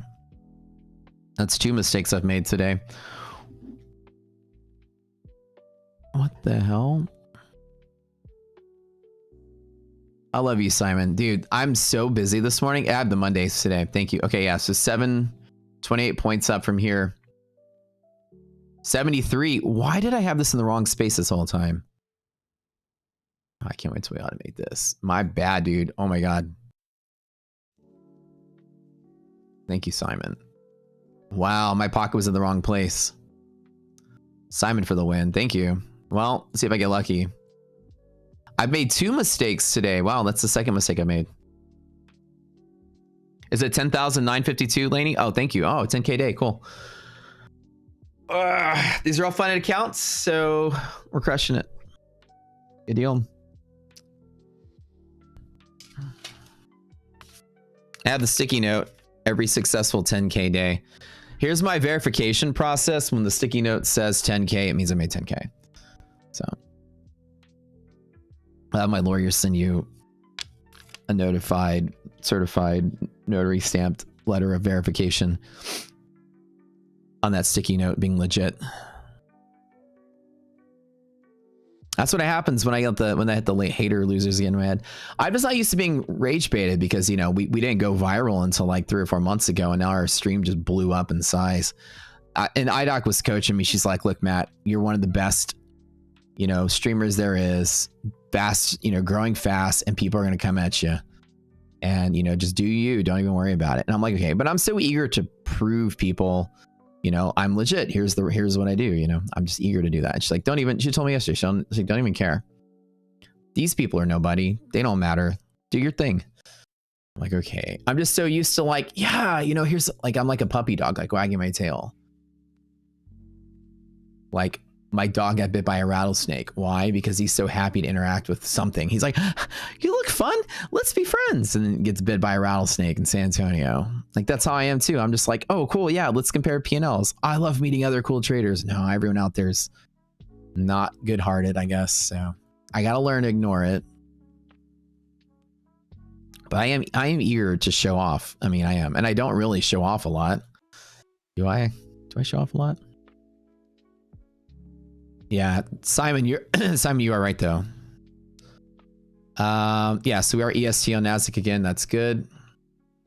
Let's tap it with 2 one more time. Let me run it. Yeah, so Simon, dude.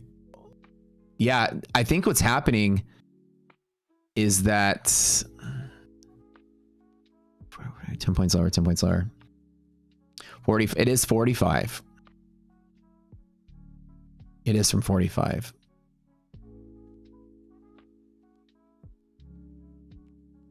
To 95.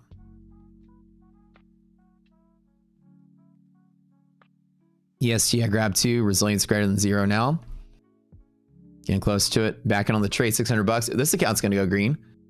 Well, come on, let's go. Standing on business, baby. Is Nasdaq going up? It could be, yeah. Pocket to pocket trade. I'm back in the original trade I wanted to take. 2 contracts on this.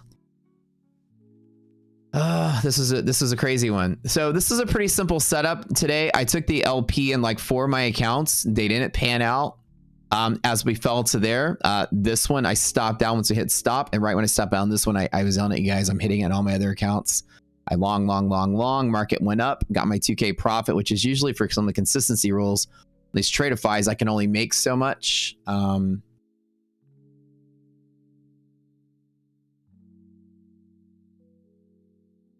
So it should be all right.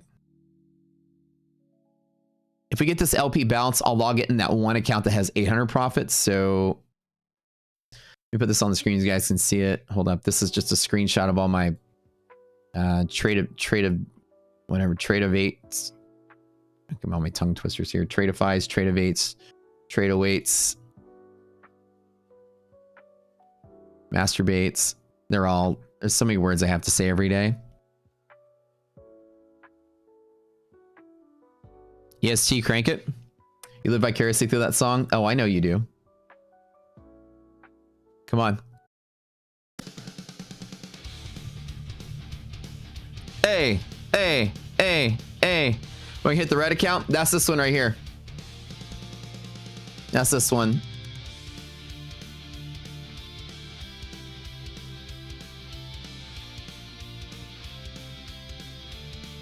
This one's long 2 of 49, which is bottom of bear zone, or bear zone top right here. It's a 1-to-1 trade, but has a 90% like setup under ideal conditions. Not super ideal with res being less than 0, and the zone is in the middle of the box, so I'm still at least going to take it every time.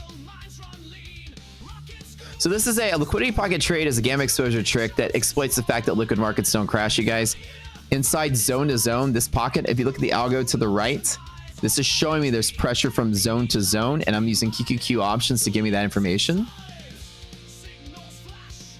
So pocket to pocket is the setup. I usually close at the bull zone. If it breaks and supports there, then I get back in on the long. But here should be all right. Yes, G, every single time.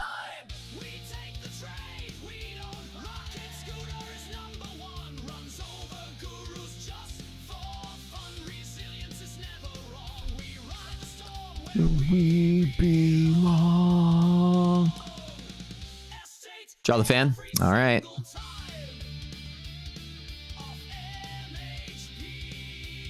So what gamma exposure does is it highlights where important amounts of volume can be due to delta hedging. Gamma is the second derivative of the change in price of the option relative to the change in price of the underlying. It's the acceleration of price change. Oh shit, fuck yeah. Oh. Oh. Done.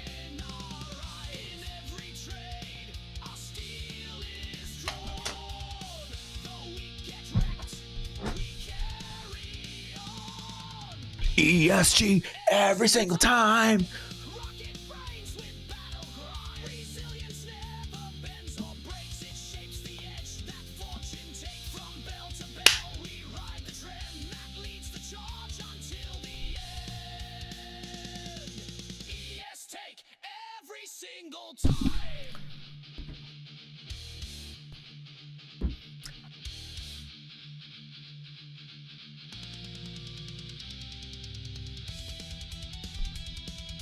That's it.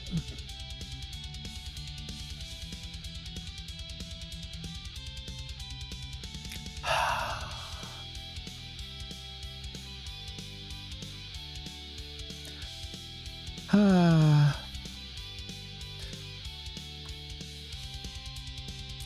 15-day winning streak. Who wants to be a funded trader with Tradeify?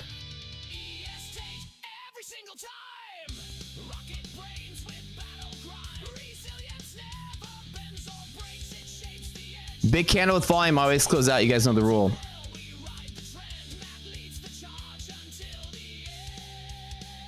So the more you guys use the Rocket Scooter code everywhere you go, we turn around and use this to buy accounts for you guys. Oh, that's fucking awesome. Oh, I just feel good whenever something plays out the way I wanted it to. All right. Who wants to be a trader? Who wants to be a funded trader with Tradeify? I'm about to buy you an account. Who wants a straight to funded account? I'm buying. Type it in chat. Type it, type it, type it, type it.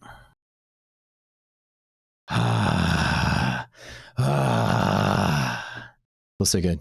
My signal cooked. Let's go. That's it. Oi. 15-day winning streak. Type it in, baby. Too lazy to add this up. I don't know how much it is.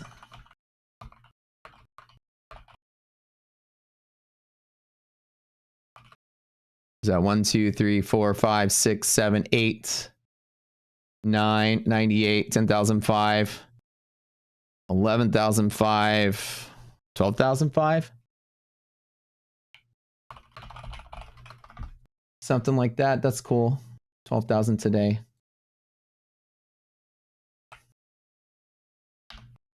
On my funded account.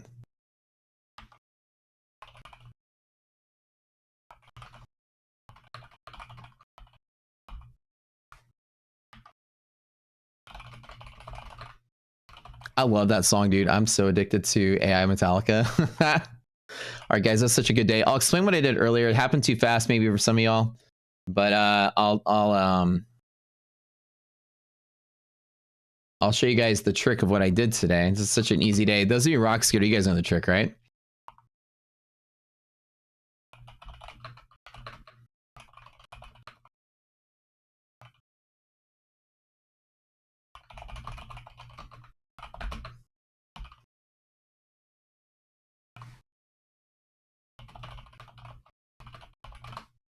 That was awesome.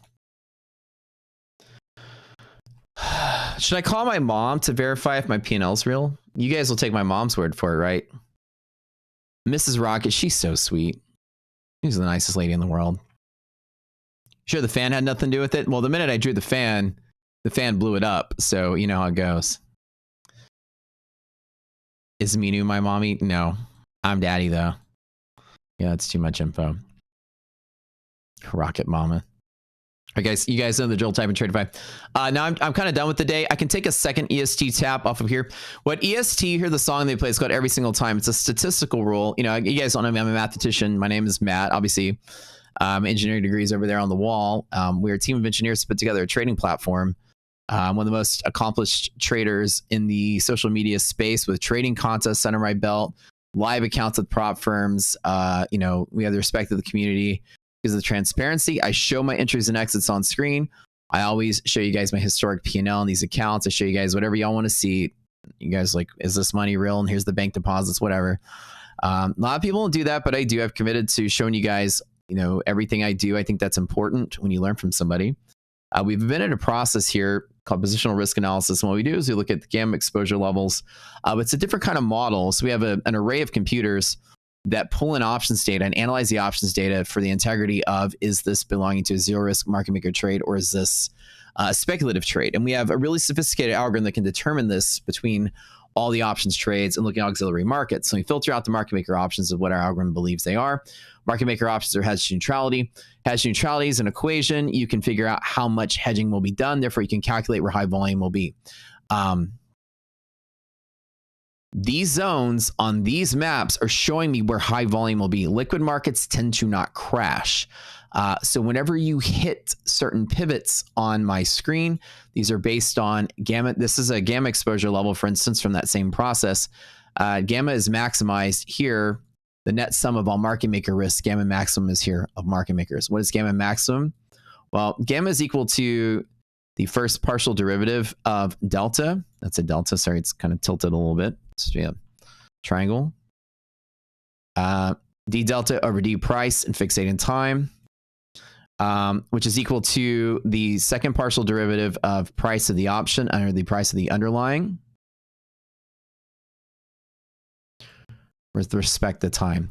Now, again, like I said, it's math heavy and we're mathematicians here, but explaining what all this basically means, if you're to take this, change in delta means change in delta hedging. Delta hedging is the amount of orders or the amount of shares you need to buy to neutralize your trade. And which delta hedging is adjusted by Charm, Vanna, these other higher order Greeks that look for delta hedging adjustments. All this is factored in to our gamma maximum equations. And what we do is gamma maximum means maximum delta hedging, which basically means max flow, which means max volume.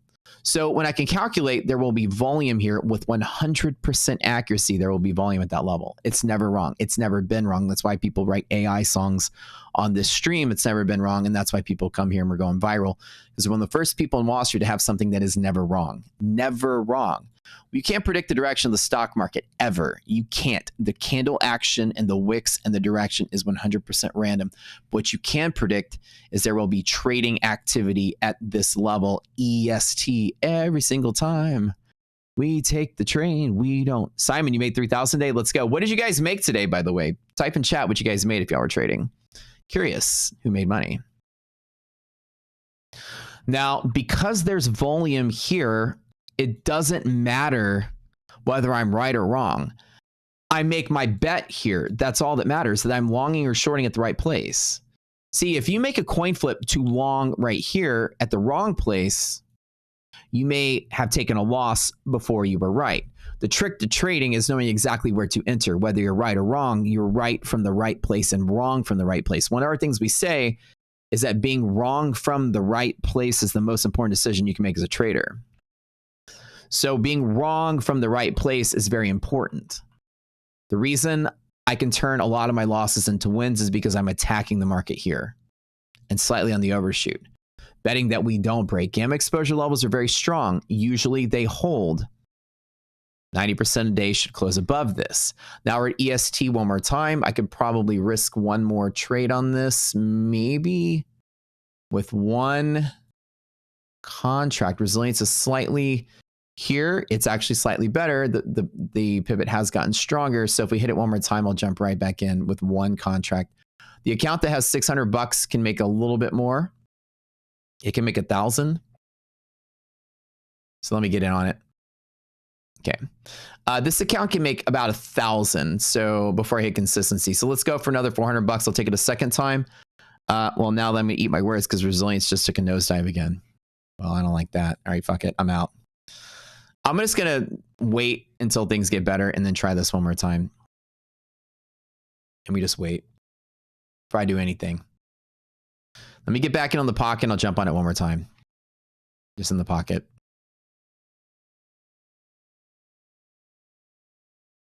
It is slightly better.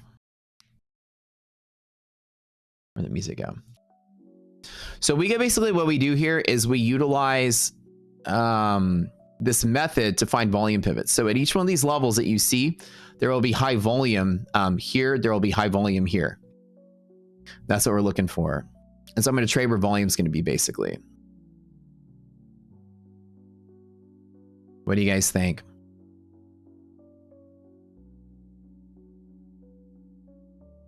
I'll be overtraded on this one. This is the one account I can still make some money on.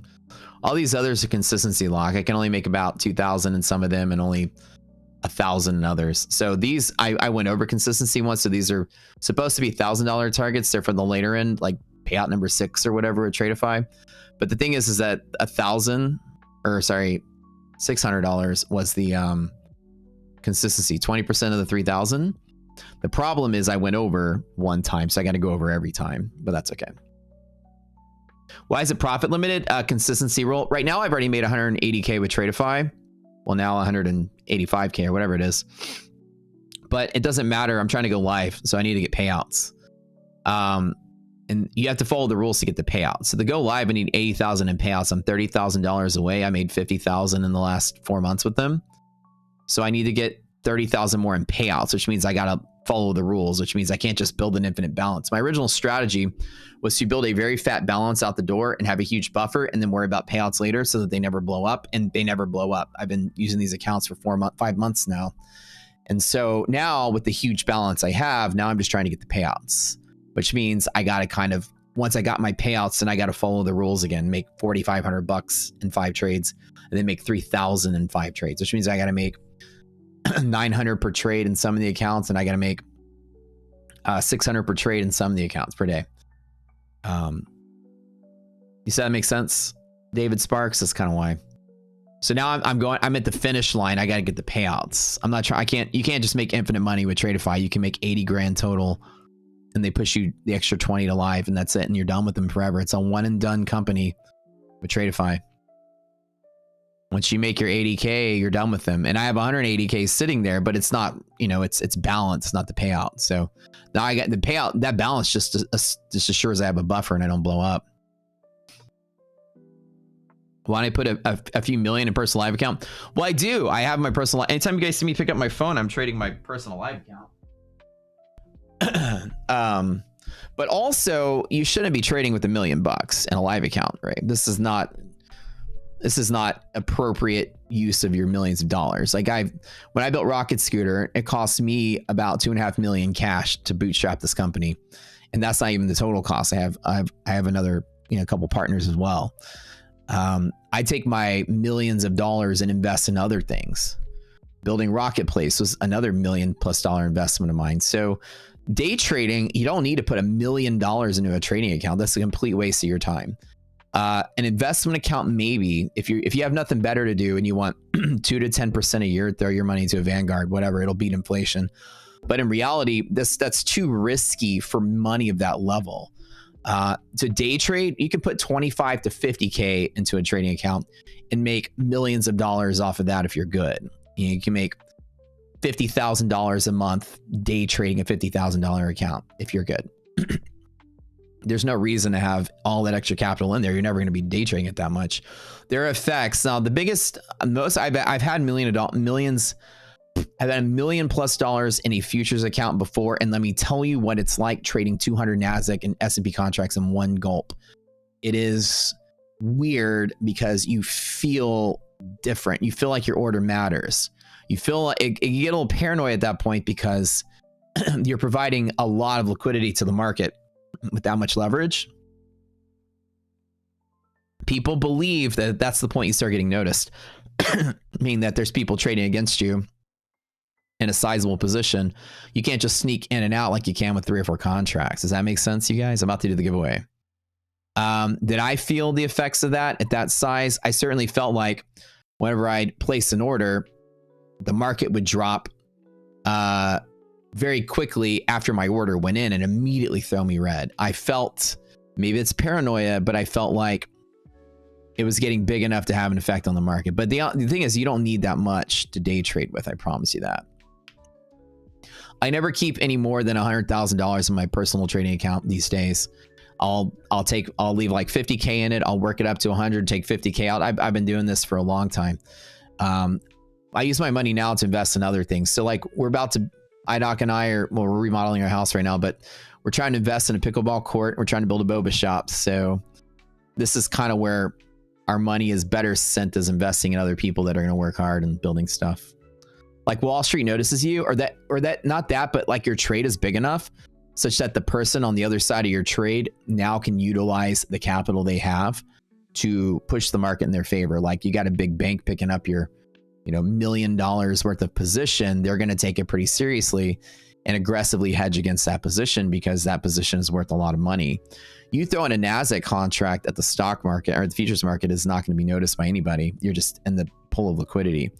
But once you start trading like 100 contracts, you're in the realm of the other side of your trade is going to probably try to attack you directly. So that's what I feel like. And so I did feel that the market I didn't feel like I was like sneaking in and sneaking out with money like I do now in my real account, you know. The perfect balance that I found is that whatever's not in your trading account, you won't use it to trade. This is very important philosophy. In a futures account, my rule of thumb is I'll put something in an account. 50K is all you really need. If you're like a really good trader and you're like, I want to make 6-figure months, blah, blah, blah, you really only need a 50K in an account. Then double it, then take 50K out, then double and take 50K out. If you blow it up, put 50K back in. And if you keep it like that, you can manage yourself very well. Trading 2 to 3 NASDAQ contracts a day, you only need, you know, 20K leverage per account for the most part to stay cash equivalent. And therefore, you only need about 50K to trade 2 or 3 of those accounts, or 2 or 3 of those contracts for NASDAQ. About 6 S&P with that level. And with that, with 3 NASDAQ contracts, you're up and down $5,000 to $10,000 a day already. That's more than enough risk you should take as a day trader. You shouldn't be trying to make $100,000, $1 million days. There's no day trader out there milking billions from the market. It's all about risk management. You can only do so big before you start affecting the trading space and people trade against you. And also, you don't want to risk losing millions of dollars on a Trump tweet and a single bite. It's just bad risk management. So most traders I know keep a moderate couple 100,000 in an account or less and just use that as their workhorse. And the worst case scenario, they blow it all up. They've got millions of dollars over here to pull back in so that the game never ends for them. It's very important to trade like that. Can I explain my funded futures? The Starter Plus, is that no evals? No, the Starter Plus is an eval. It just doesn't have consistency. It doesn't have a DLL, and it doesn't have consistency on the funded side, I believe.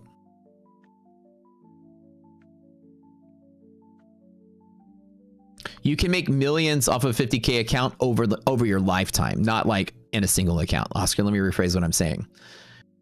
Have 50K, double it, take 50 out, put it aside. Have 50K, double it, take 50 out, put it aside.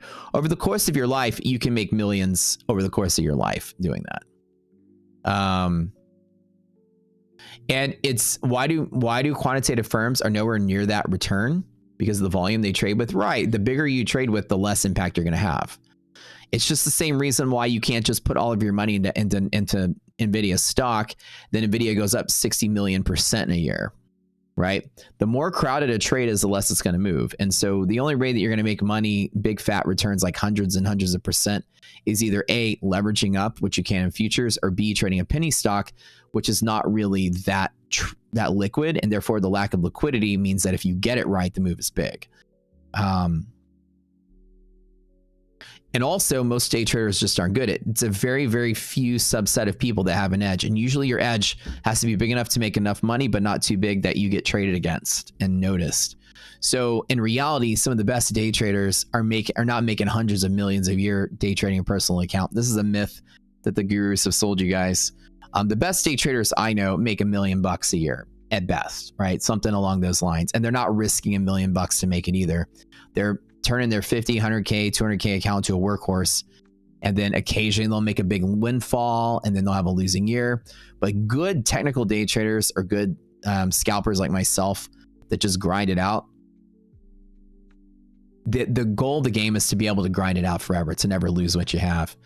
And I'll tell you, when you start having like $2 or $3 million to your name, as long as you're modest, like with your spending, even though you guys see me, I kind of like spend a party a lot and have some fun, but I am pretty modest with my lifestyle.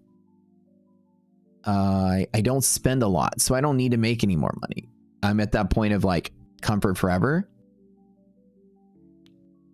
So my goal is to not lose it. My goal is not to make more. And this is a lot of people's mentality. Once you start making your first 5 or 10 million bucks, especially in the stock market, your goal is that you don't want to lose more. Should I jump back in EST? I'll be over trading this one though. Let me just chill. Hold on. My finger's on the button. This is the turn 683 into 1,000, or just be happy with what I have. EST does mean EST. All right, let's spin the wheel for Tradeify, you guys. Y'all ready? Y'all ready? Y'all ready? Tradeify, we're gonna straight to fund it because we hit the 1,000 viewer threshold. And just because I'm feeling happy today, in 20 minutes, I'll give out a second one. I'll buy you guys another straight to funded. I love you guys for 650 bucks, whatever it's gonna cost me. They make me pay for these, by the way. I don't get them for free. They give me some for free, but these extras I go out and buy. Type in Tradeify in chat, we need to give away. Your name is drawn. You are now a funded trader at Tradeify, straight to funded. Oh my God. In 20 minutes, we'll do one more. Just one right now.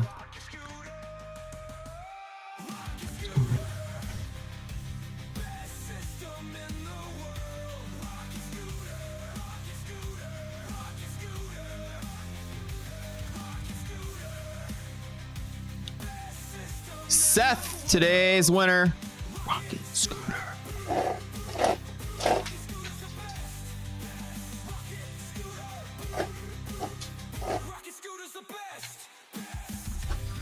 Seth, type something in chat. You're today's winner, baby.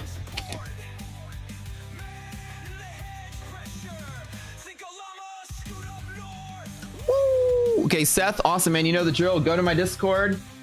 Get a hold of Slacks, send him a message, take a picture of your YouTube, make sure we know it's you, and then he will give you your account. But start an account with Tradeify. You must have one of those to qualify, and we'll do 20 minutes. We'll do one more. So type in Tradeify in chat. Let's answer some of your questions. Whew, sunglasses off. I can't see a damn thing with those things on.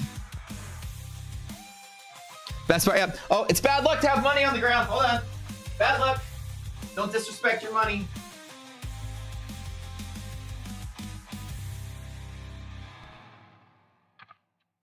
This is I was told that this is an Asian cultural thing from Vietnamese girlfriend tells me that in Asian culture, I don't know if other people can confirm this, but it's very disrespectful to have money on the ground, even fake money on the ground. So after we shoot the money gun, we must pick it up because it's bad luck to have money on the ground. Is this true? Okay. So every time I shoot the gun, sometimes IDOC would run in here. It's so funny. She would run here and be like, I got to pick up the money. It's bad. She actually would come in here, crawl on the floor to pick up the fake money. Is that right? So having money on the ground is bad luck for your money because it's disrespecting your money. So you've never heard of it as an Asian? Okay. Maybe it's just her family thing, but she was very adamant on don't have money on the floor. Don't have money on the floor. So then I run in and now I pick up the money just because of respecting my money. This is true. We want to make some money. We got to give it some love. Okay, in 20 more minutes, I'll give away another one. Seth, congratulations. You're now funded with Tradeify. On this stream, I give away direct to funded accounts. We actually go out there and we buy them. Our partners, you guys keep using our code. We convince our partners to give us accounts to give away and donate. But even so, I made a vow to the stream that if we got to 1,000 concurrent viewers, which we are now, that I would buy you guys an extra account every single day we hit 1,000. And we've hit 1,000 for like a month straight now, which is kind of neat. So Seth, I'll be buying you a Tradeify straight to funded, which is really awesome program. We love the company. It's a pretty solid. It's what I've been trading. One of the ones I've been trading on my stream, guys. By the way, I'm giving you guys a heads up. Funded Next. You guys remember that last Funded Next sale that we had with no DLL? Remember that? Remember that? The best in class accounts, end of the day drawdown with no DLL. Do you guys remember? I have the inside scoop from the owners themselves that there is a sale coming in a week that is just as good as the last one. I can't tell you anymore. So save your money, save your effort, and about 1 week, a too good to be true sale from Funded Next will be coming out. And nobody knows about it but me. I got a text last night from the guys in Dubai. Say don't leak it yet. Don't tell them what it is. But I'm letting you guys know if you're like, I'm gonna load up on some prop firms this month. It's in a week. The good one's coming. The good ones are coming. Are they the ones doing a new straight to funded? Right. That's coming out very soon with those guys. So like I said, every once in a while, some of these firms will throw out like a really good sale, not just a sale, but like really good parameters and stuff. The last sale, they did 40% off, and then they got rid of the DLL rule. That was huge because it was the one time that there was an end of the day drawdown account that was better than my funded futures for a hot minute, because it came in cheaper. No DLL, which is awesome, and uncapped payouts. My funded futures is no DLL, but cap payouts. And so you have kind of like to each their own, right? But to have what I call the triumvirate, there's 3 rules that are very important. Number 1 is, well,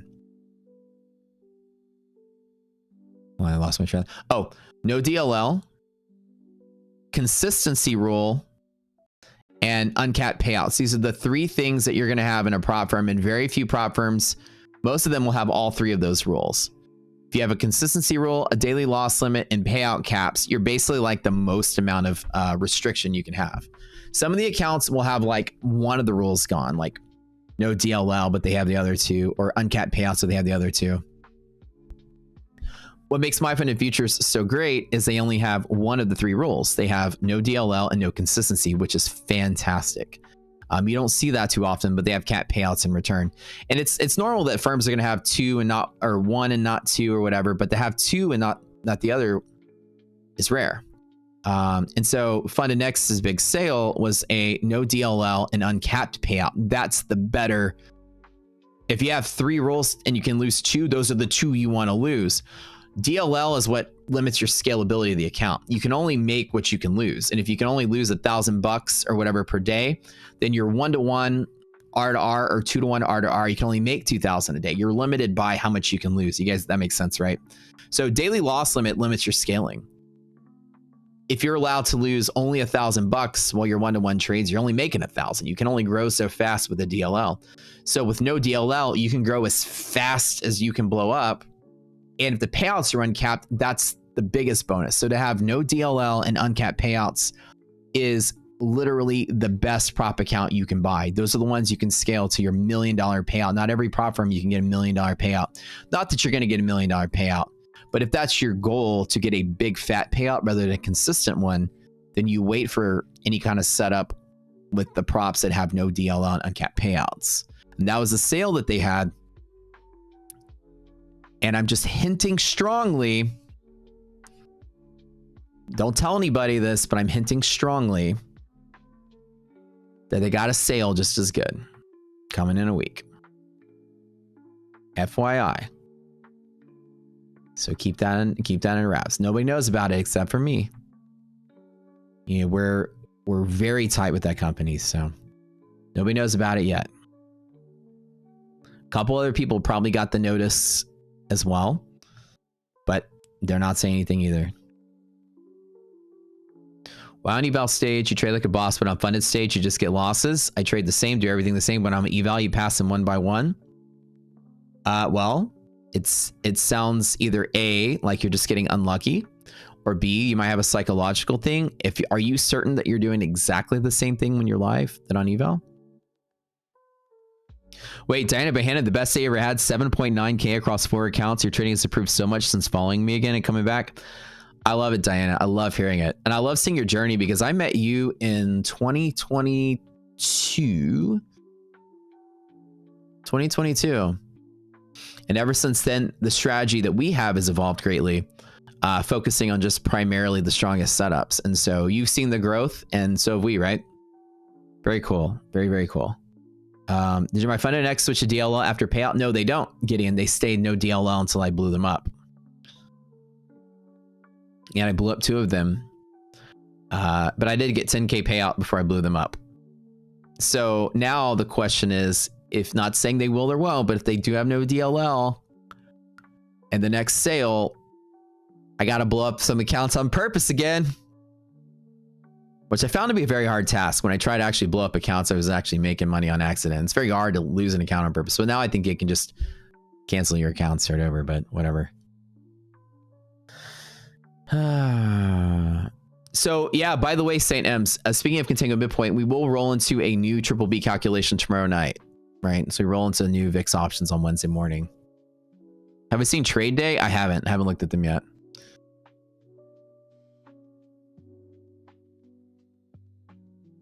So questions you guys have? Y'all were asking me some stuff earlier. Hold up. Questions for me, questions for whatever.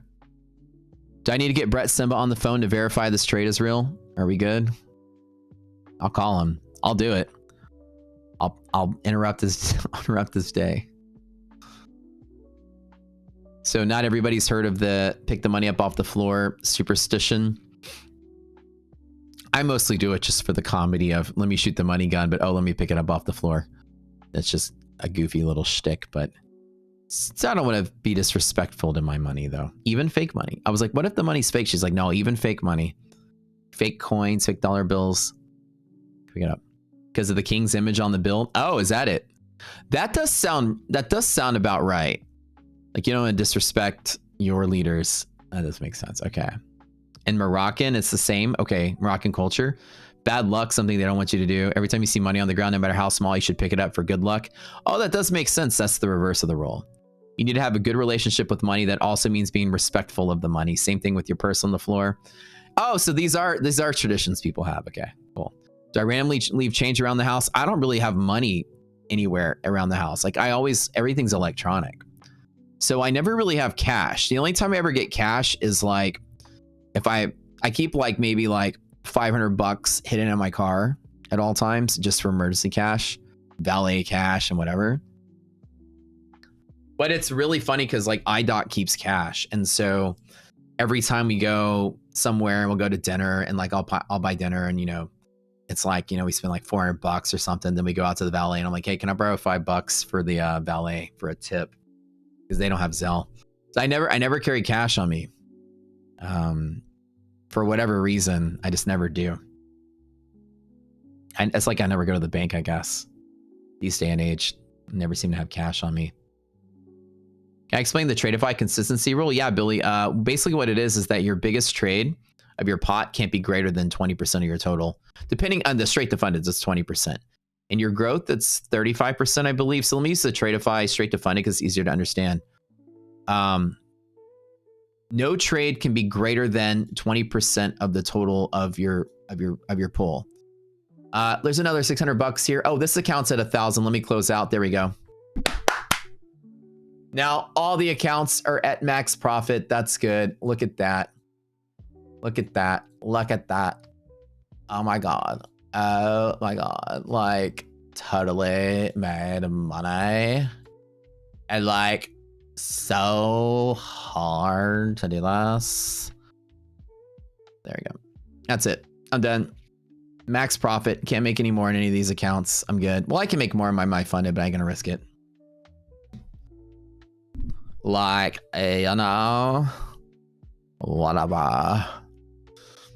Okay, so consistency rule, right? So say that you have a $9,000 profit target and your 150K straight to funded Tradeify. Means you need to make $9,000 and no one trade can be greater than 20% of your total. So let's say your total is exactly at $9,000. 20% is equal to $1,800, 1/5 of that. So if any of your trades go over this amount, then this total will change. Say that you accidentally make $2,000 in a single trade. Well, that's over. Once you get to $10,000, you will not have 20% consistency rule honored because that means your biggest trade can't be more than $1,800. So if your biggest trade is 2,000, then 20% of X equals 2,000. X is your new profit target. Therefore, your new profit target becomes $10,000 because at $2,000 per trade times 5 equals 10. So anytime you go over your consistency, it just means your profit target gets bigger. And the Tradeify rule. Hopefully that makes sense. Basically, it limits how much you can make or else you got to keep trading more. It's per day, not per trade. I'm sorry if I said per trade, per day total. So if you go over, you can go lose some money to get back in the good graces. But other than that, it just means you got to trade a little bit longer. All right, a few more questions you guys have. Personal question in Discord. Yeah, ask away. Can you guys get one? All right, we're doing another giveaway in like 2 minutes or 5 minutes.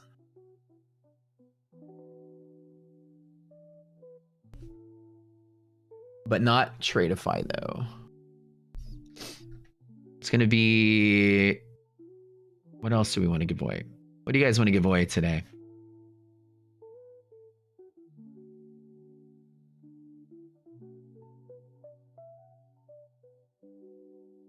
You guys want to do some, let's do, I got an idea. I'll tell you guys in just a little bit. Not going to do Tradeify. Because we're not at 1,000 viewers anymore.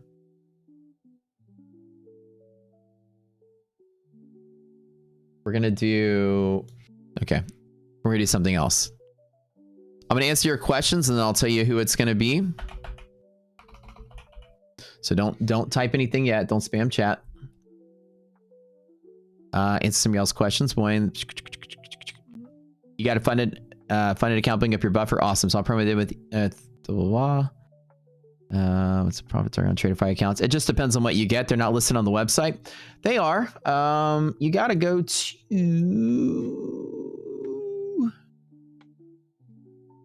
Oh yeah, you do. You got to go to the FAQs. So right, you're right. They aren't listed. Well, the advanced is, the growth is, but the straight to funded is not. Okay. Well, they should list that on there. It's 9,000 for the 150K account, and I don't know what the other ones are, but they probably scaled like 6,045 and 3. But I would double check. I would go to at the top. They have like their help desk, and you can just go in there and then find out the rules. So let me see if I can't go to Tradeify's website. Let me tell you real quick. Help center at the top. I would go to FAQ, straight to funded. No, it's on FAQ. It's going to be rules. Let me just type at the top. Live funded accounts. No, community account types. Here we go. Account types, straight to sim funded.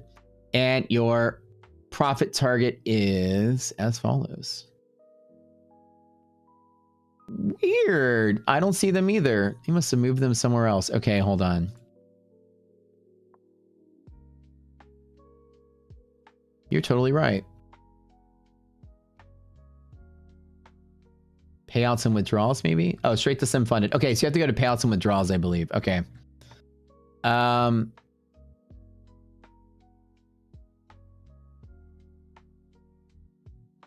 Weird. I don't see them either. Am I blind?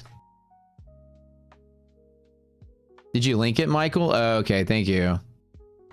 Dude, I can't find it either. Yeah, they've moved things around because that's really, really weird. Okay. Michael must have linked it for you guys. What he said. You already linked it to him? Okay, cool. Dude, well, I want to find it myself because I couldn't. It's a random leak you can trust. That sounds trustworthy. That always does. You're still waiting on the scooter giveaway? Oh, it's coming. Okay. Well, I couldn't find it quickly either. That's interesting. So yeah, if you're doing bad on funded once you go eval, you're either just having a string of bad luck or it's maybe a psychological thing. So I would say once you go live, maybe take a day or two off and reset. Wait for your A+ setups and split your risk up. Don't trade all your accounts at once, right? All right, let me go ahead and put another one of the DOMs on screen. I don't think I can trade anymore, but hold on. Get back to here.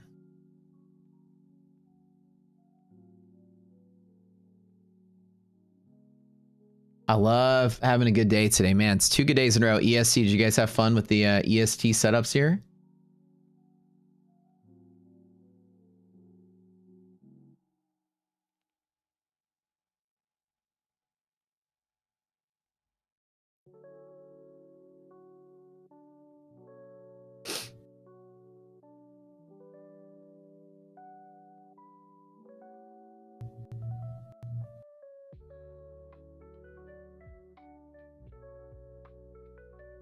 Actually, no, I'll keep on this one. This is the only one I really can trade. I'm not going to do any more trades though. But right, so in my personal trading account, I try to keep no more than 100K in there, and then I just pull money out of it. I like to make sure I keep my risk sort of minimized and my real exposure. Once you start making, like I said, in your life, once you start getting to the level, say that you're a salaried employee and you've been making 100,000 or 200,000 a year, and now you've bumped up to the next year, you're making $1 million a year. The last thing you're ever going to want to do is start gambling down the stock market. Even the best day traders in the world aren't going to be pushing so hard in a day trading account. You'll probably day trade futures with it for the better taxes, which most people end up doing. You'll probably put the bulk of your wealth in some kind of investment account that pulls in, you know, a moderate return at moderate risk. At that level, your goal is not scaling growth in futures market for tens of millions and hundreds of millions of dollars. It's not possible. You're going to be hedged against and your positions be driven to zero. Like I said, I believe that once you start putting in $1 million into a single futures trade, you start, even maybe less than that, you start getting, you know, the other side of your trade is a bank that's got a whole lot of $1 million risk on the table. They're not going to let you bully them around. So, you know, you can probably sneak in and sneak out with 100K pretty easily. But in reality, your goal as a trader is to survive. And nobody's going to survive risking millions of dollars in a trade. I'm going to tell you that right now. I learned very quickly what the psychology is like as well, watching, you know, hundreds of thousands of dollars vaporize in minutes. Imagine Trump tweeting and you see minus $450,000. It's a sticker shock even for me. So is it 9:45 and 3? Okay, that's what I thought. Thank you, Michael. For Tradeify, it's 9:45 and 3. But yeah, so I make sure in my when you guys see me pick up my phone all the time, that's usually what I'm doing is day trading in my live account, my personal account. That's all on my phone. I have no more space on the screen to load it up. Can I link one prop to another? You mean like trade them together, Jonathan? You can with copy traders. Can I mind explaining my standard stop 40 points in NASDAQ? Sure, 40 points in NASDAQ futures is equivalent to 1 strike distance in QQQ. So I trade strike to strike in options, which is the discrete interval that futures do move in 40-point burps. You can see right here, NASDAQ typically rolls in 40-point like moves. Here's an example.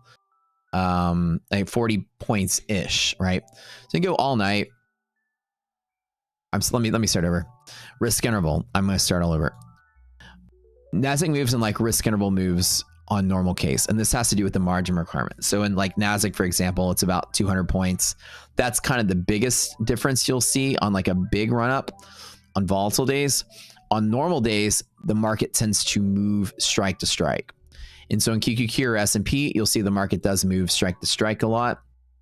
EST, which is this trade 1, this trade 2, this trade 3. We play the EST song because I take that trade every time. You can see that we're kind of moving inside of 1 strike distance, 554 to 555. The equivalent move in NASDAQ futures is 40 points for every 10 or every 1 point in QQQ. In SPY, it's 10 for every 1. So therefore, when I'm longing off of this, I give myself 1 strike distance of fat in a non-volatile environment, because that's how I know I'm losing my pivot. Is if I'm oscillating at 554, how do I know if it's overshooting or losing? Well, at 553, I'll stop out. Because if you are delta 50 at the next strike, then the next strike is the strike being hedged against. If you're inside of the range of here to there, you don't know if you're breaking it or just oscillating on this one with some overshoot. So I give myself a full strike to get out of the way. That's typically the philosophy there. Yeah. Great question. What box gives you 50% with 2 tones and that's not the fib? Oh, that's the fib tool. I just gutted it. Yeah. So this I just used to, this is basically a fib tool that I go in there and I just gut it to remove the nonsense fib numbers. I just leave it like this. That's it. The reason I do this is because I want to have a tool just to see the distance that we've moved. So instead of like looking to the right and trying to like my eyes, like how far have we moved? I just look at this. Okay, we've 923 to 22. This is 100 points of move. And then the middle is 50 points. So I just tell myself we move it up 100, can pull back 50. I just do this to see how far it's moved. There's no reason that needs to be anywhere. It's just my like measuring tool. Yeah, no problem. You're up 2,400 on a 50K account, so close to passing. J Void, let's go, man. Do I have a promo code for my 20 days to profitability mindset, the masterclass, Ronan? It's on the website. The promo code's built into the website. The best thing about Rocket Place is all the promos are built in. You don't even need a code. Am I doing futures or options on my phone? Sean, both. Both my futures account and my options account I do from my phone. Yeah. If you were to copy trade on Ninja, what would you use? Ask Tyler. Tyler and Brian were both talking about this one copy trade service that they all use, and I don't remember what it's called. It wasn't Replicanto. It was called Trade something, I think. TradeSync. TraderSync. I think is what they were using, but Replicanto is one I hear people use. Yeah, TradeSyncer. That's the one they use. Those are the two I hear people use about. Got a custom instructor. Quantar helps you a lot. Oh, awesome, Michael. I love it. And actually, let me read my Discord because we're getting the updates on the automatic futures conversion. My developer on that project sent me something last night.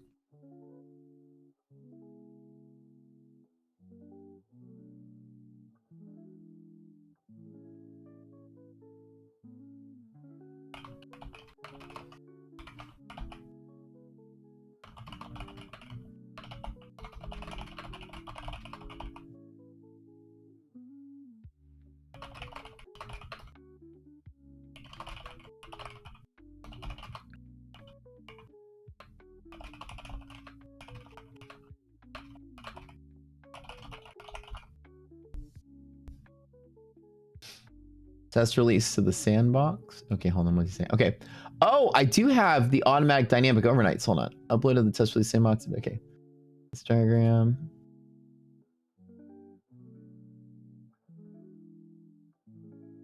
That's conversion. Oh. Okay, hold on. This is the conversion prototype. Not the overnight.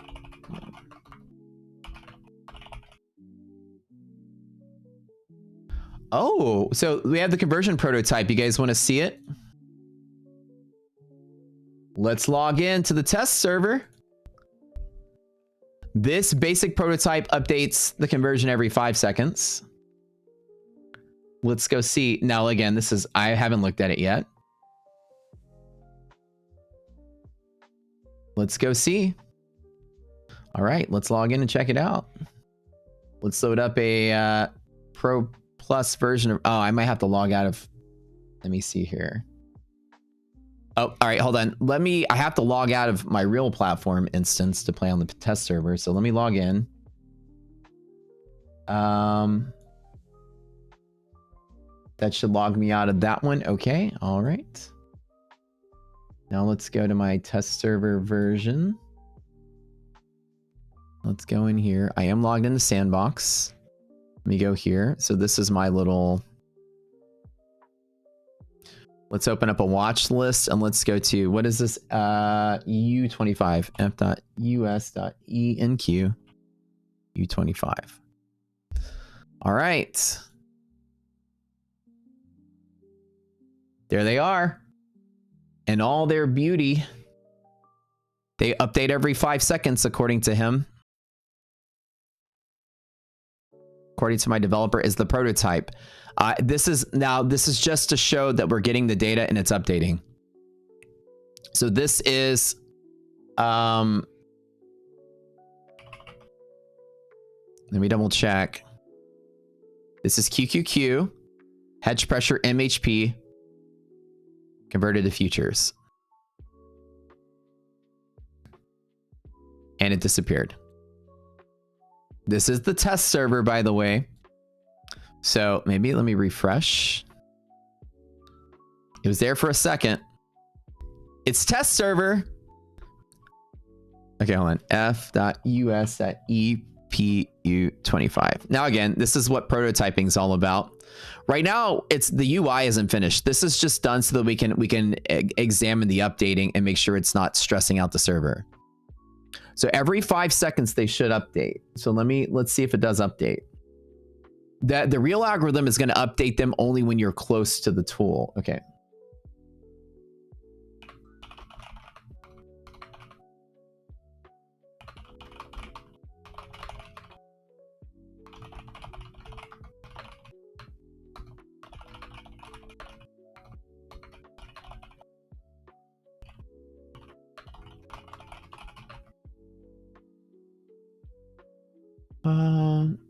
Okay. Update test release. Updates every 5 seconds. Okay, cool. Have y'all seen it update yet? I want to see it update. I want to see it redraw. Did you see it move? Did it move? They did? Oh, I wasn't even looking. So my algorithm that is going to update them only updates them more frequently when you're close to the level and doesn't update them when you're far away. That's not implemented yet. Right now, we're just implementing the redraw update. It did. It moved. Woo! Woo! All right, so this is a big deal, guys, because what this does, I just saw him move again. This is updating this is converting the QQQ and SPY to futures. Yeah, so now I did add some blue chews. Yeah, so this is good. This is good. Thank you, by the way. Test server updates are successful. Numbers look good. However, wait, this is EP. I don't think the conversion is right. No, it is right. Okay, perfect. However, seems to be a few glitches when I switch between futures and stocks. Maps go away. And I have to refresh. Can you replicate? Okay. So like when I switch and go back to here. There it is. That looks good. Nasdaq looks good. If you can't.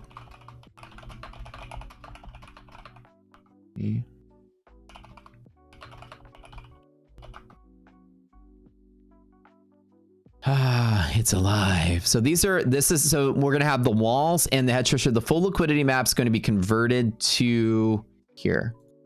Also note that when we have futures shown the chart, like in Q, map in the LM widget.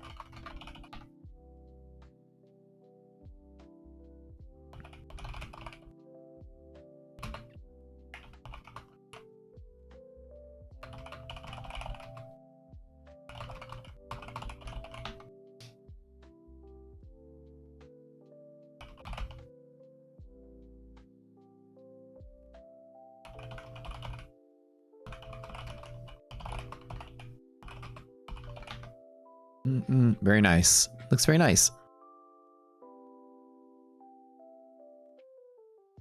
Yeah, you're gonna have to have futures credentials for the futures chart. Yeah, 100%.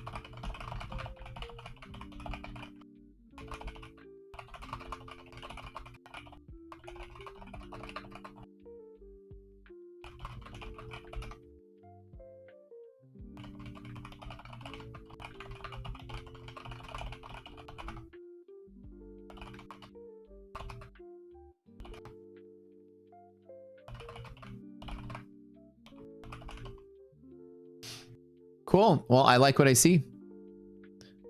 Looking pretty solid here. We're just making sure there's no bugs and glitches. I'm just kind of reporting what I see. So right now what we're doing is we're taking these SPY liquidity maps, QQQ liquidity maps. Okay, take profit trader, TPT guys. We're going to take profit giveaway. This is what we're doing. We're converting all this to futures and then updating it based on a frequency of being as close to it as you can. Like an example is we're really far away from MHP and hedge pressure right now.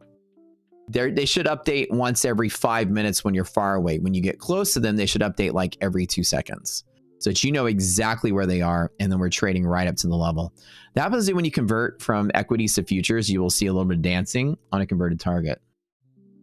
So anyways, that was fun. All right, let me close out the old test server here. Perfect. I love building a trading platform. I have the coolest job in the world. I really do, guys. I'm not going to lie. You have no idea how cool my job is to make stuff for a living. Just like being an engineer. I really do. I really love building stuff.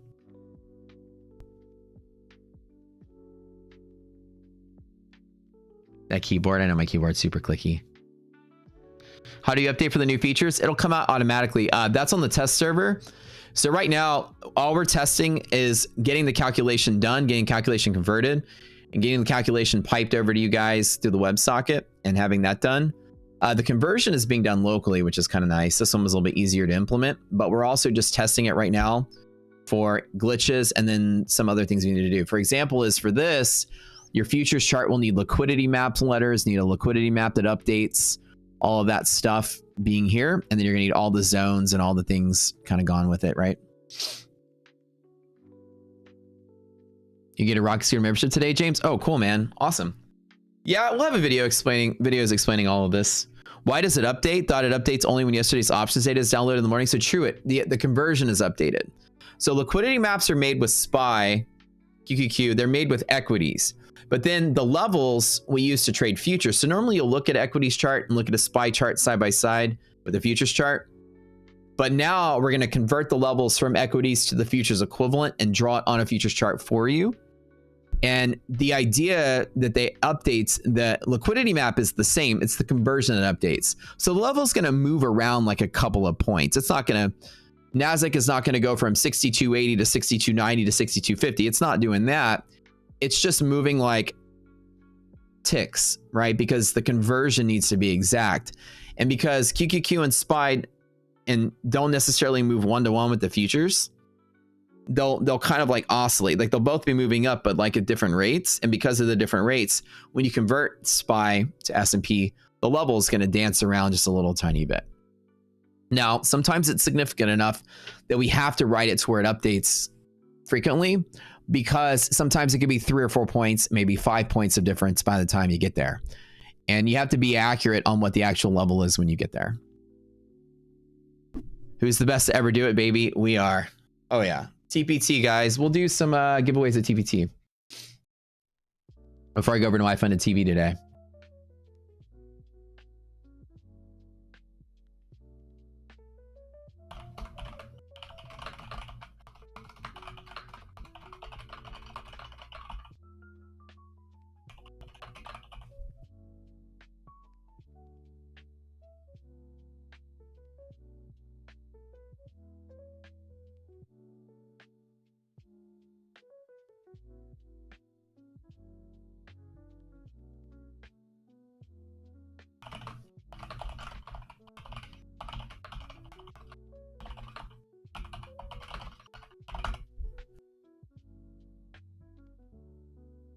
See, this is what I like. Like I go to Twitter and there's somebody, I'm always so happy to meet people that are crushing it, right? I get so excited.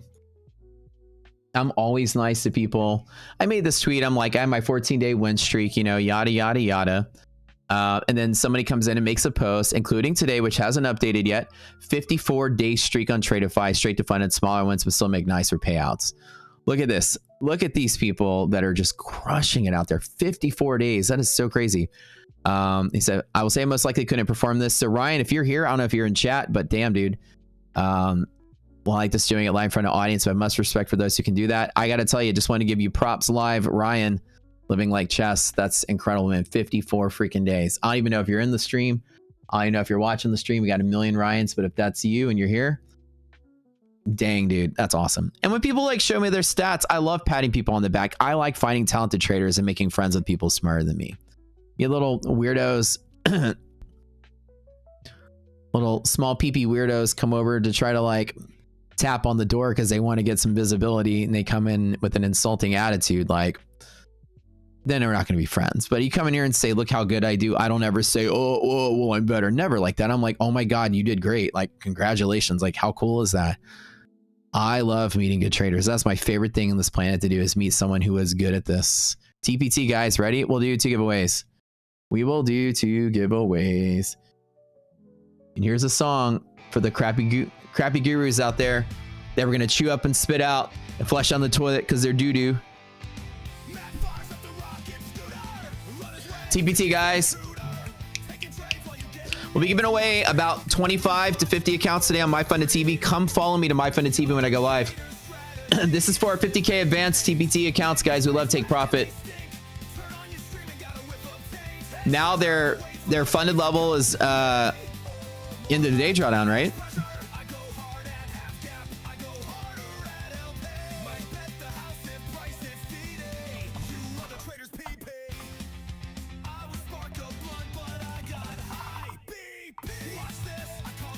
Pooh Farron.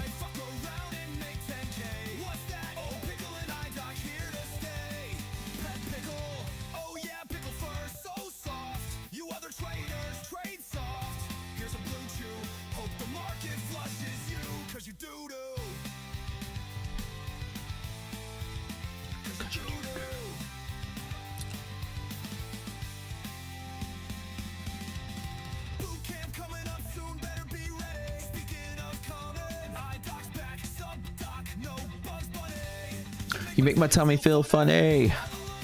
Lingo 4X, winner number 2.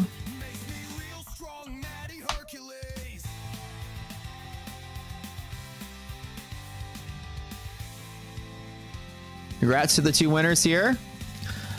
So I got a message last night. Can I tell you guys something crazy?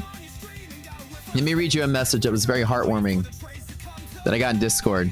You guys know me at about midnight. I go and read all my Discord messages, usually in the middle of the night when I get some time.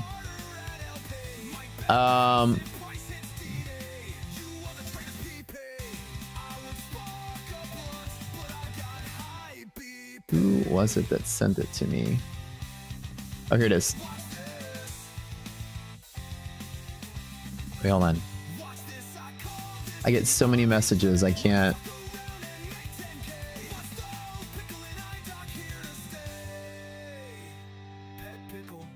Yeah, Pickle's Burgers, a pet pickle.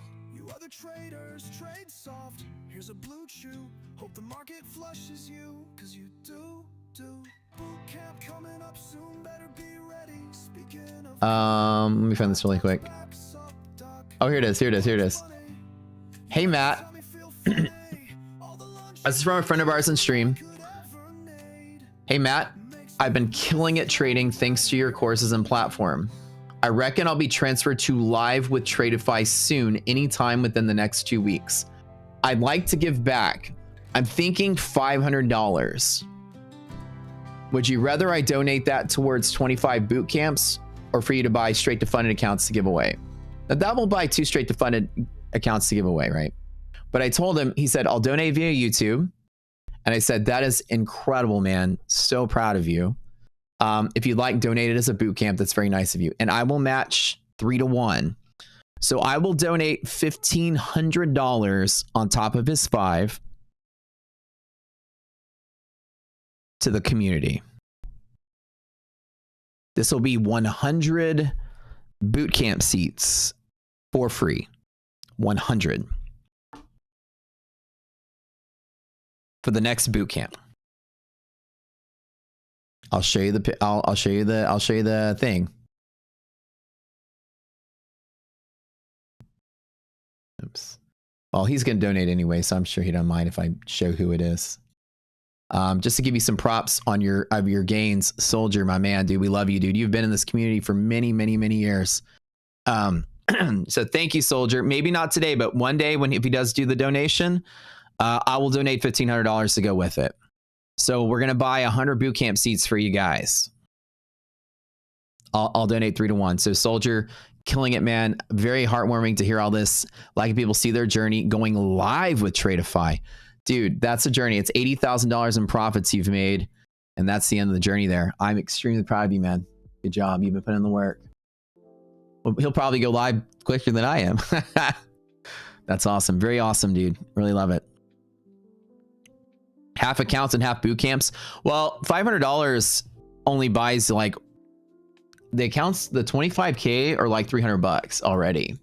So that's not really going to benefit everybody, right? It's like 300 something bucks. So you can only really get like 6 funded accounts to give away with that amount of money anyways. But yeah, Soldier, awesome, dude. Very cool, dude. Very, very, very cool. The next boot camp's going to start in August. Yeah. Put it to free rocket scooter subscriptions. Well, that's the thing though, is that the subscription is a monthly thing too. That 2,000 bucks won't go far. That's getting like 2 people subs. And then you have to pay every other month. So it would be like, the free boot camp, by the way, is just free for the first month. Like you can go additional months if you want to, and but it's 20 bucks if you stay with the program. The boot camp we go through over and over and over again on repeat, so you can stay for like subsequent months. Some people have taken the boot camp all 11 times they've done it. So yeah, education's so much more valuable because even if you don't use the platform, you know, the techniques, risk management, market avoidance, position management strategies, all in the boot camp, right? Very much the most important thing we do. It's only $1 a class, even if you pay for it. So, yeah. But a lot of guys already have in the boot camp. Yeah, exactly right. You've gained 5 pounds of the boot camp. That's why we buff you up, dude. The boot camp course won't start to August. Well, sir Buck, the boot camp's actually going on right now. We're just halfway through it. You can absolutely jump in at market close and jump in. And still learn something. It might be slightly confusing for you if you don't know everything, but you'll still gain value from it because each class is sort of independent from the rest. It's really good to catch it from the start if you want the full experience of the eye-opening, mental game-changing, life-changing experience people have said they had. Start at the beginning because it's a whole journey that we take you through. But you're not going to be out of the loop, or you'll be slightly out of the loop if you join in the middle. So it's up to you if you want to just come anyways, but you can also wait till August. Boot camp is right at market close. 10 minutes after. Yeah, watch the videos in Discord to catch up. Yeah, that's the way to do it. And the only reason we do it every 2 months is because I need a break. I stream from 7:30 until market close. So, you know, that's already, and then I do a TV show in the middle of it. And then I do the boot camp for 2 hours at the end of the day. So I'm talking for basically 9.5 hours straight every day. And so every 6 weeks or so is about how long it takes to do the boot camp. I just need a 2-week break. That's how I catch up on life. That's when I go to the dentist and get haircuts and shit. Go to Marshall's Home Goods or whatever. Boot camp is live and a Zoom call online. Yeah. So it's a Zoom call that's live, and it's by far the most substantial thing that we do here in this community. And if you don't win, like I said, we're going to do 100 bootcamp giveaways, which I'm so excited to do. Those of you that, the 2 of you that won the TPT accounts, what you need to do is you need to go to our Discord. You need to contact Slacks, our admin. You need to take a picture of your YouTube ID so we know that it's you from inside. Log in your YouTube. Check out, like, go to your account. Take a picture of you. That way we know that's you. Matches your name. Send our admin Slacks or post in the contest channel on our Discord. You need to already have an account with Take Profit. So make your account. He's going to give you a link. You have to click it. Then you have to give him your email for this Take Profit account that you signed up with. Or sorry, your Take Profit ID. And then he'll tell Take Profit to credit the accounts to you. Then with Take Profit, he'll send you some instructions on how you redeem the credit. When you check out, you'll have to buy the account. When you check out, you'll pay with your credit.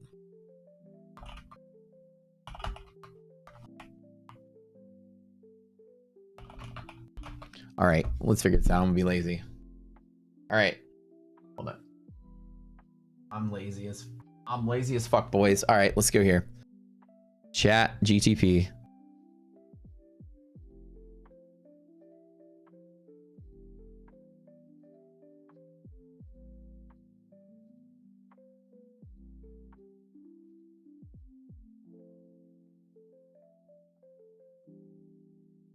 Oh, looks like, oh, okay. So my developer is logging in my session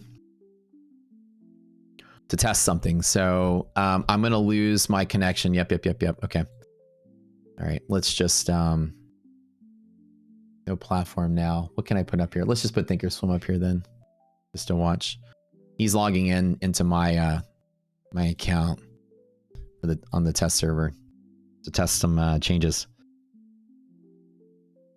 All right, chat GTP, add up these numbers using a pirate voice. Okay. All right. According to chat GTP, aye, Captain, let's be telling the booty you plundered. Adding up these numbers. Now hoist your sails and brace yourself. The grand total of your treasure be 13,254.60 yar. That's a fine hull of gold. Spend it wisely or bury it where no landlubber shall find it. So that's it. 13,254. That's cool.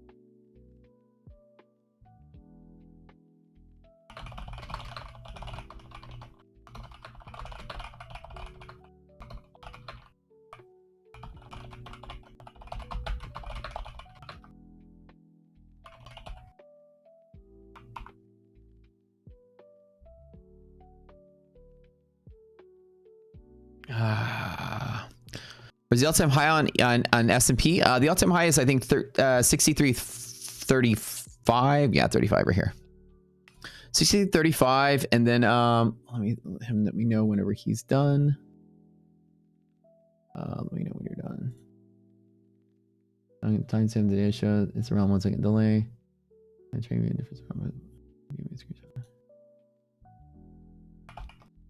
No.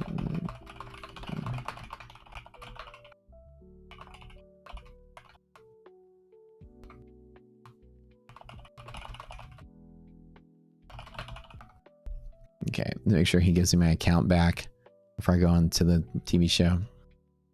All right, Nasdaq all-time highs is right here, which is 23,111. At the high? Yeah.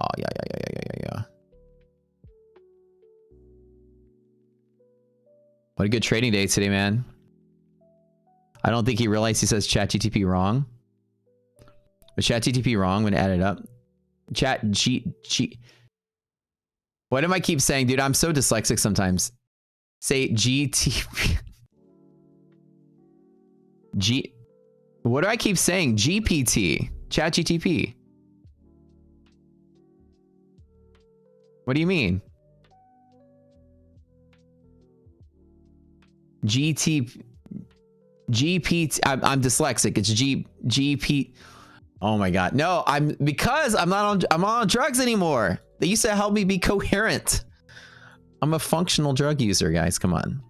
My Adderall used to help me stay the course. Now without it, my brain is mush. I have no coffee in the mornings. I'm living a drug-free lifestyle now. No coffee, no caffeine, no Adderall, no energy drinks, nothing. Now my brain is officially turned to mush. TP? Chat GTP. Maybe I keep thinking GTP because I used to have a Pontiac GTP when I was a kid. GPT. General preferring transformer. No blue chews. No, I don't even use blue chews anymore. I just get hard staring at myself in the mirror, looking at my trading performance. Verified. Was it GTP? It was a supercharged GTP. Yep. The V6 supercharged. That's the one I had. I think it was a 2000. It was a 1999 actually. Is the red Pontiac Grand Prix GTP. Grand Prix. See if I can find it. Yeah, this reminds me of it. This was the car. This is the car I delivered pizzas in at Domino's. Not that one. It was more like it was a supercharged actually. So it's a little sportier looking. So I made a little bit extra money delivering pizzas, and I decided I wanted to buy like a nicer car. And again, this is a 25-year-old. It kind of, let me see what it, no. If I can find what it looked like. It looked like this right here. That's kind of what it was. Red car, sunroof. Yeah, that was it. Oh yeah, dude. But I found it at CarMax for like, maybe like $23,000 at the time. I was coming off of a $9,000, $8,000 Dodge Neon. 1995 Dodge Neon was my first car. And I was making a little bit of money delivering pizzas, but after paying off my college, I had a little bit extra, so I decided to buy a nicer car. Nicer. Let me see if I can show you the first car I ever had. Oh my God, this was it. I had a 1995 white Dodge Neon with a gray bumper. That was it. This was my first car in high school. That was it. That's me. That's me in high school right here. That was my car, baby. That was it.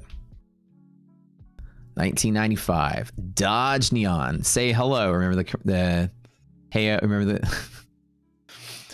not a bad car, but literally my high school car was exactly this. I remember it had a gray front and back. Many trips to Taco Bell in this car with my friends as we snuck away from campus in the fake chess club we started so that we could play Quake 2 in our computer science lab.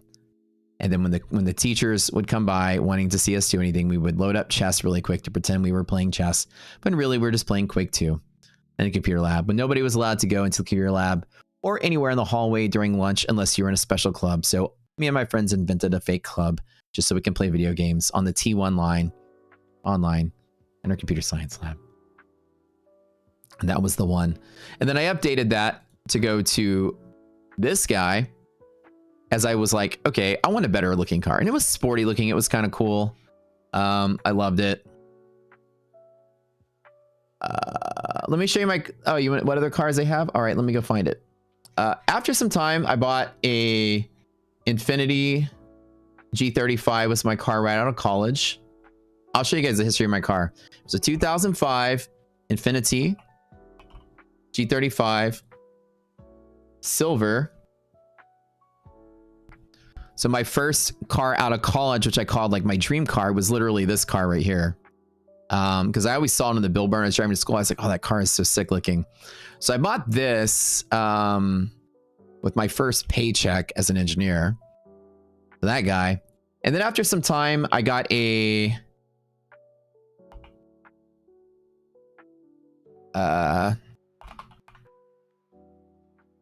when that car's payment was up, I decided I wanted something a little like, this is in my days of just getting started as a trader. I was in the realm of let me not be so bougie and buy all kinds of, this is in 2010. I decided to get something more affordable because I got laid off in 2010 as an engineer. So I got a white Mazda 3 hatchback, which was pretty cool. And that's what I drove for kind of like the longest time. So I started making some money, got my feet wet as a trader back when I first started. So I kind of stepped down in affordability. And then I got a,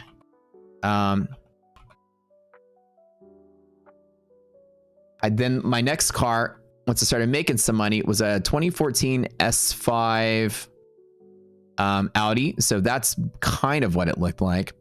So that was my first like adult luxury-ish car. Kind of looked just like this. Got that for a little bit. Within a year and a half, I bought my second car, which was this guy right here. Hold on, let me load up the pictures. Hold on.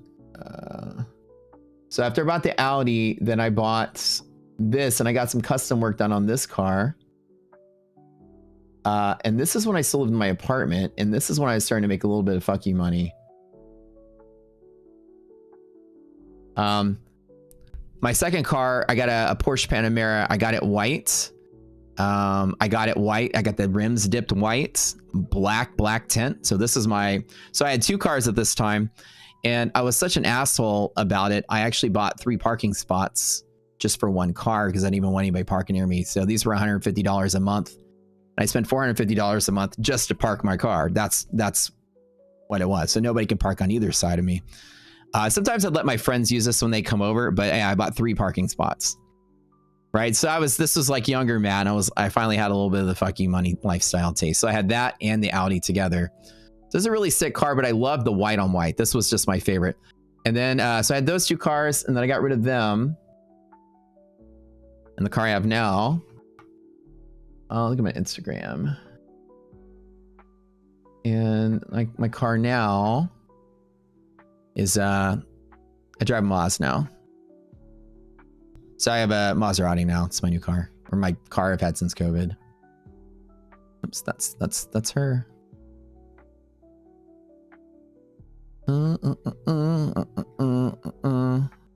Oh, this is my computer, by the way. When I told you guys I built a computer that was water cooled, and the guys at Micro Center were like gawking over how cool it was. This is my old computer, the one that fried.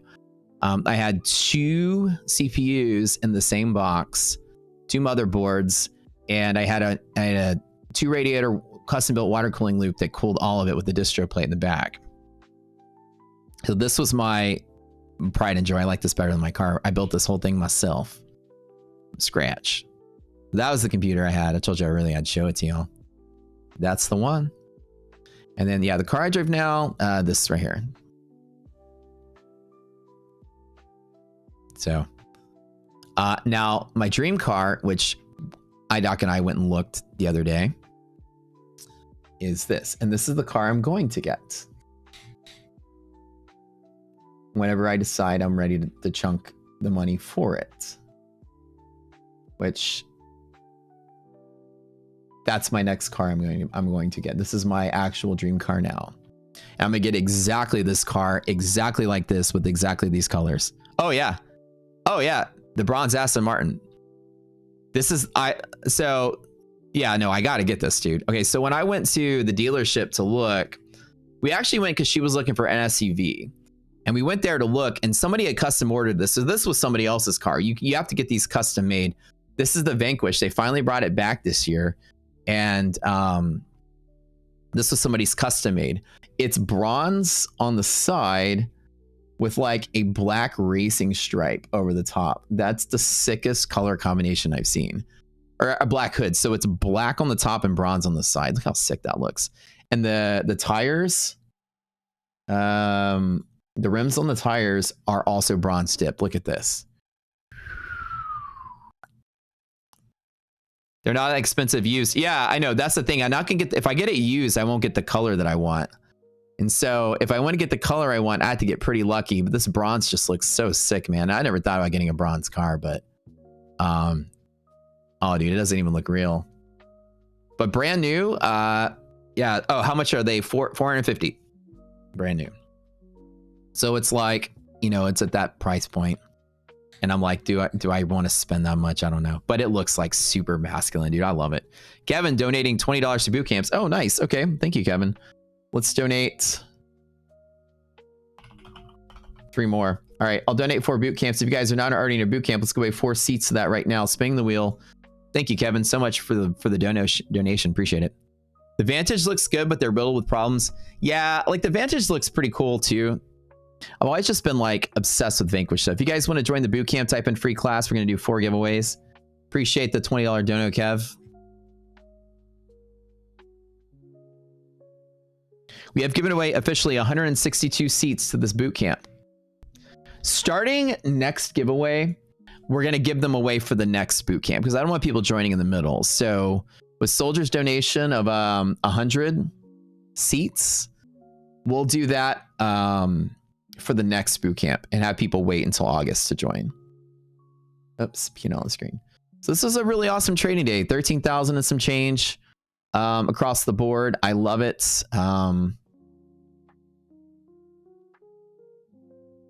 Traded live, showed you guys the ins and outs, kind of rationale why I do what I do. Your business partner has an R8 V10. Oh, the R8s are sick, dude. Yeah, R8s are really nice. I always kind of wanted one of those too back when I drove my old Audi, but it was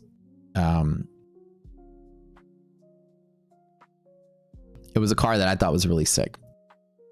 Should I do a house tour? Oh yeah, I should do a house tour after we do the remodel. Maybe I'll do like, I'll walk around and show you guys what we do in the new house. This new like media wall that we're putting is going to be sick, dude. We got this like wood 3D wood paneling thing with lighting all around it, with the TV mounted on top, and for the movie theater experience, it's gonna be cool. If I were going to be buy your favorite Fast and Furious car, which would it be? Oh God.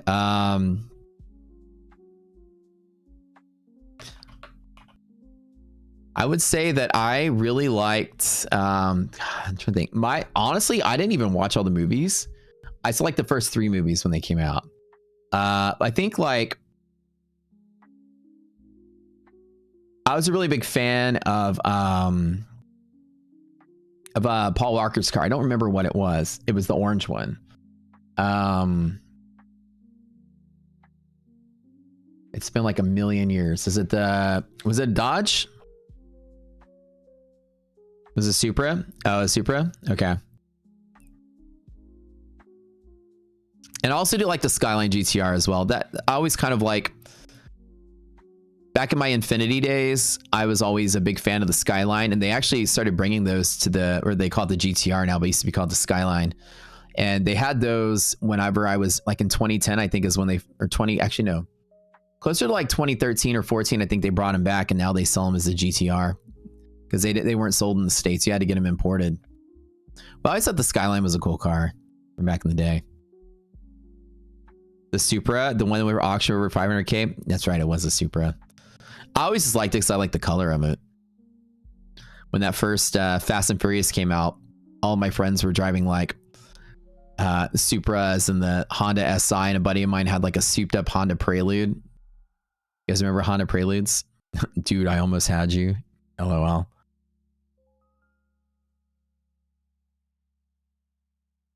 That's funny. What is a Pagani? What is that? I don't know what that is. Circus. Is that a car?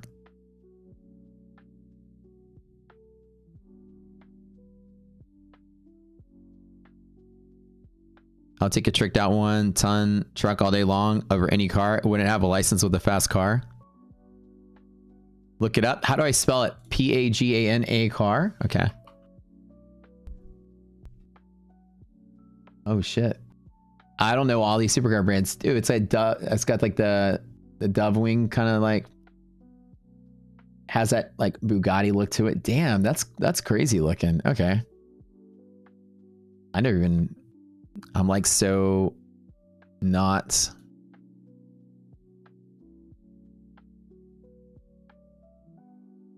It looks like the Batmobile, dude. That's nice.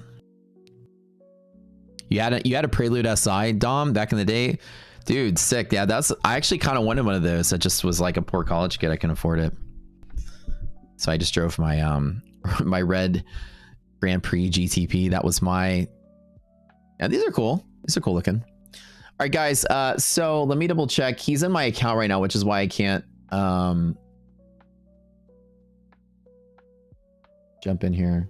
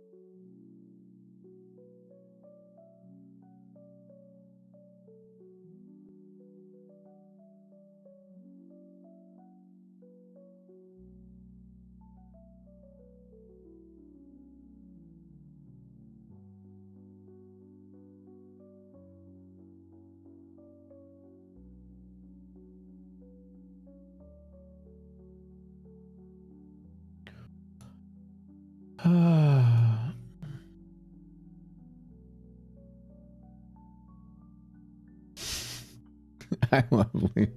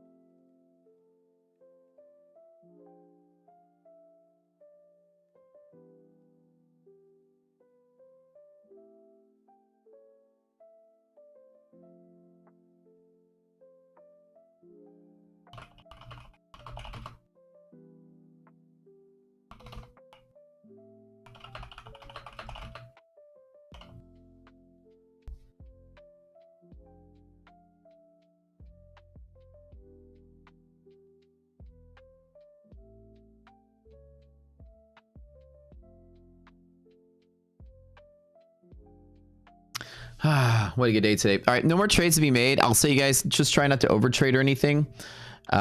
This was a great push. I don't really feel that the market has a lot more bearishness in it at all. The market's still solid, still bullish, still not volatile. But again, double check the rollovers. So let's look at VIX for the next month. We're talking, what's this, July? So that's September is 20.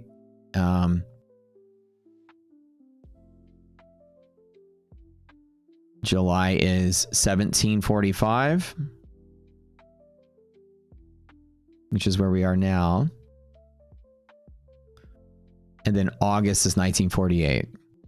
So we're coming with about 2 points of contango into August, which means triple B is going to be closer to about 18.5.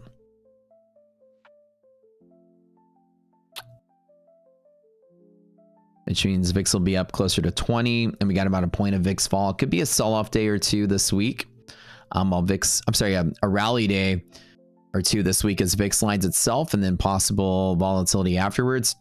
Building up 20. If you guys look on the left side of the screen, bottom left, I'm showing you guys the forward curve without actually being a curve of it, but you can see how July, August, September, October, November, December in this straight line on my screen. VIX is actually in contango for multiple months, and contango is a good thing in a bull market. You tend to see markets in contango, which means, you know, VIX is going higher as more and more people are along the market.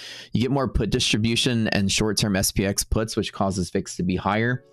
VIX futures prices that in higher as that expectation of volatility is priced out over time. You start to see the forward curve flatten in a period of contango, which kind of shows where the market is kind of pricing in a bull market. You can see it flattens out close to November, December, which means we're slated to see a bull market through November, December.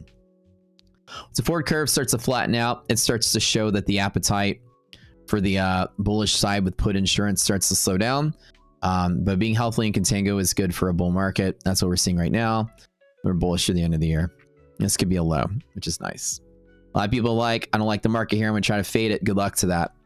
VIX structure shows zero fear in this market to finish out the year. Orange Man's also talking right now. Aha. Okay. What time is the news coming out? No news today. Today's a light day. Tomorrow's CPI though, I believe, right? So in the morning we'll have pre-market news. Am I interested in putting a timestamp on your screen for the stream so you can detect how many seconds the stream is lagged? I don't know how that would work. Like a real clock that ticks. I don't even know how I'd be able to do that. Other than putting a stopwatch somewhere on the screen, but the stream is typically delayed by like 5 to 7 seconds. It's never any different.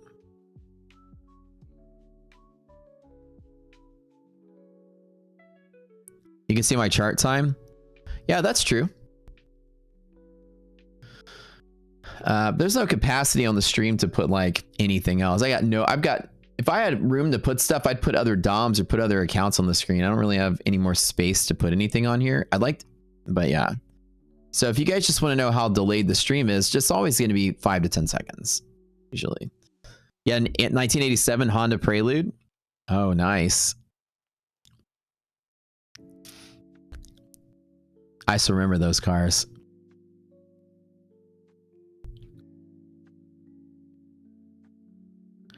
Right, so YouTube has a natural delay for many reasons. Number one is it's just like a news broadcast has a delay because the producers of the AI bots need to catch very suspecting content and remove it before it actually goes live. It's like a buffer. Like, God forbid I do something disgustingly bad on this stream, YouTube will bring it down before you guys can see it. And that's the point of putting a delay on it. Plus, there's just a natural delay of transmission, but it'll always be there and you can't get rid of it.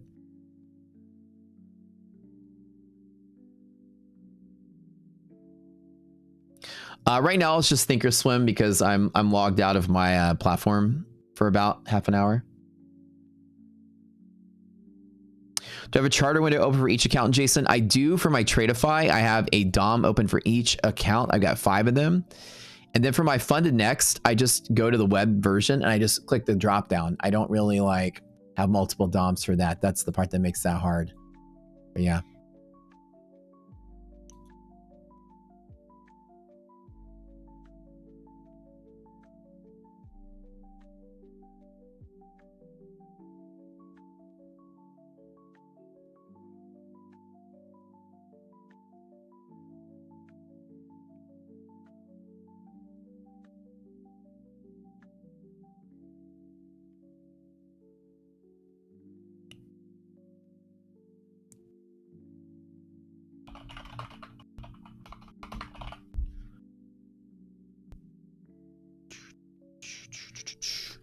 All right, what are we going to do today now?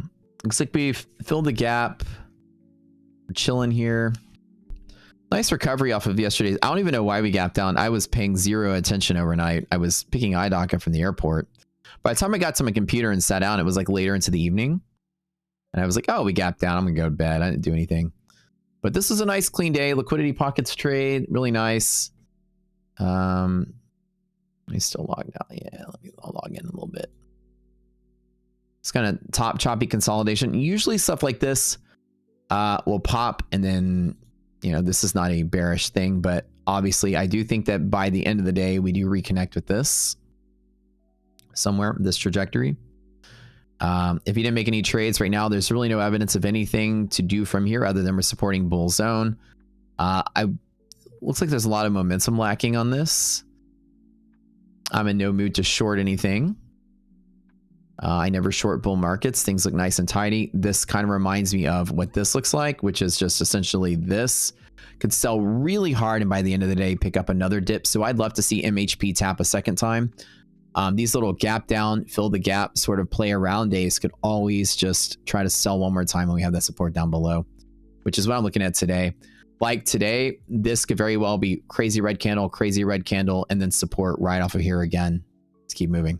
So instead of taking long at the top, I always like to wait just to see if we get another dip to take another long on, but we'll see. Ooh, ooh, ooh, ooh, ooh, ooh. Gosh, this was fun. Fun day. Oh god, this has like been a fun month.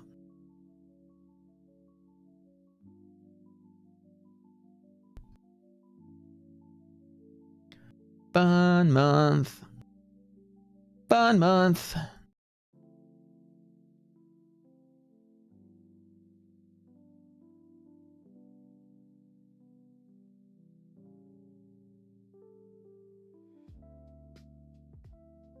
We had such a huge stream today. Really appreciate you guys supporting us, sitting here and following. About 1,067 concurrent viewers.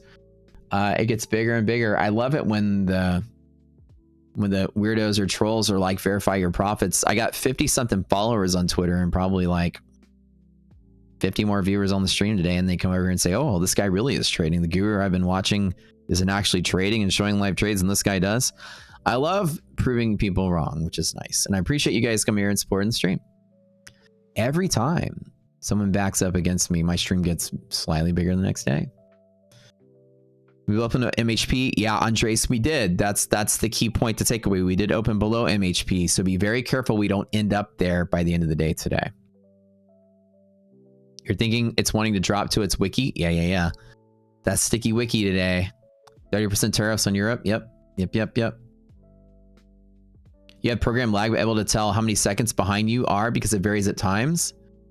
There would be no way to effectively do it unless I put a stopwatch on the screen that shows the time from my perspective, like you see my actual time. I think the platform might actually show the actual time somewhere on it.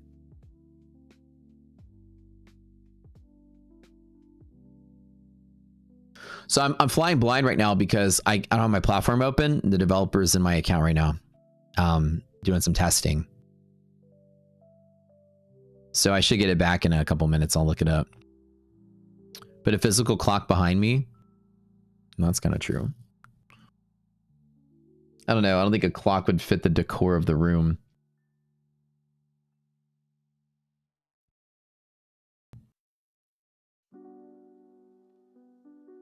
Yeah, that's true.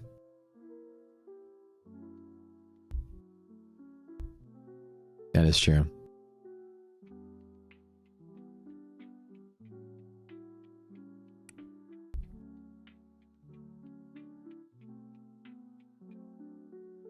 Oh, so just right click on the stream and hit stats for nerds and it shows live latency.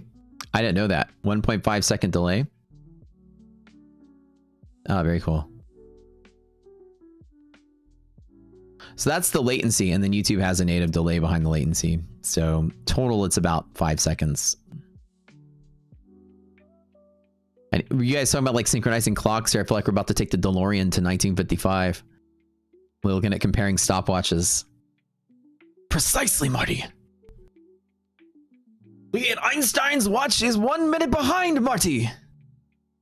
Do you already give away free class? No, not yet. Let's do it.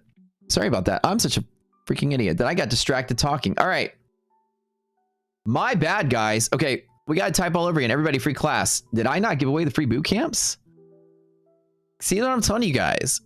Like, caffeine-free, drug-free Matt is mush brain. I'm still a good trader, but I have mush brain sometimes. I usually need caffeine to keep my mental capacity going. But I'm living an all-healthy lifestyle now. Eating well, drinking green juice, preserving my health, working out. Trying to lose weight, trying to look sexy. Oh, I need a haircut. Yeah, tell me my hair's getting long. Book a haircut real quick. Tell my dude. All right, type in free class, guys. We'll give away 4. I totally forgot about it.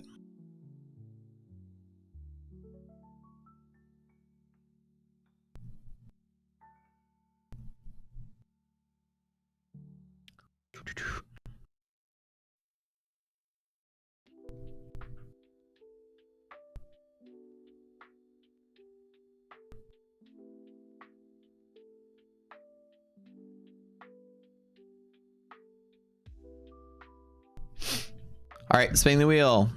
4 bootcamp class giveaway. We love doing giveaways here. You guys left first month free at the bootcamp. Bash is live.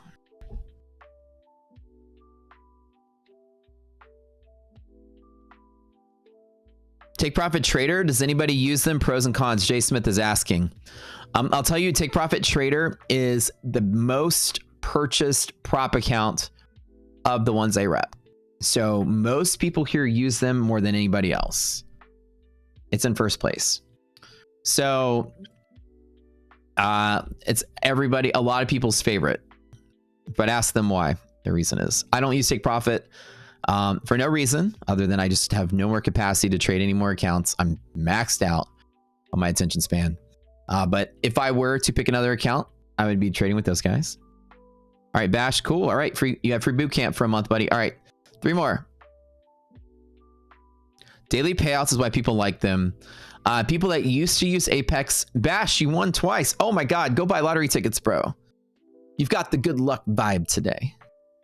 You have to type something again though to get through the timer. But we have to give it away to someone else. You can't win. You obviously can't win twice. Okay. Lucky boy. Bash is live. Can you type something again? LOL. Free class, 1 word, everybody. 1 word. 1 word. You want 1 more, maybe? LOL. All right. Uno mas. Yeah, your name got drawn twice, dude. Well, there's no second prize though. You already won the thing. Shawnee P. Number 2.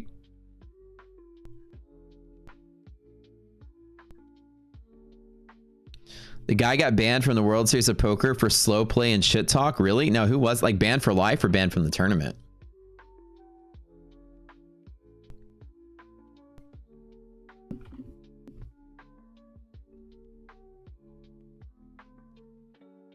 Happy Poro, number 3. Hey guys, don't forget, in 20 minutes, I'm hosting My Funded TV's Lunch Money with Matt, which is my lunchtime special that I do on My Funded TV show.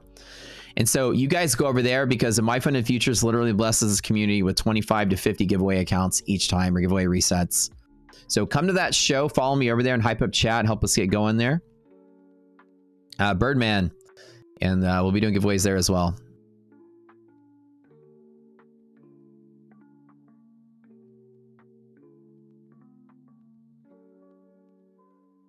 Dude, I gotta look that up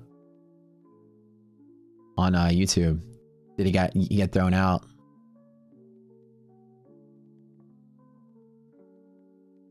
Yeah, so Frank is saying the live latency and stats is not the difference between what I'm saying on stream and what you guys hear, right? That's the latency. There's delay added to latency. It's both of them together. All right, Bash, Shawnee, Happy, and Birdman. This is what you guys need to do. The 4 of you need to go to my Discord. You need to take a picture of your YouTube ID. That way we know that it's you. Go to our Discord, join our Discord. Our descriptions in the link is in the description below. You're gonna message Slacks or admin. Hey, come in. You don't have pants on? Well, please come in. All right, give me a second. And then send Slacks or admin a message or post in the contest channel that you won, and he'll give you access to your free bootcamp. You can come now, or you can use that to sign up at the new one that starts in August. So it's up to you to decide when you do it. You get a month free. Okay, hello. Yeah, you can. You don't have pants on? No, I don't. Oh, okay. Well, then I can come out. I just told you. You kept saying, can I come in?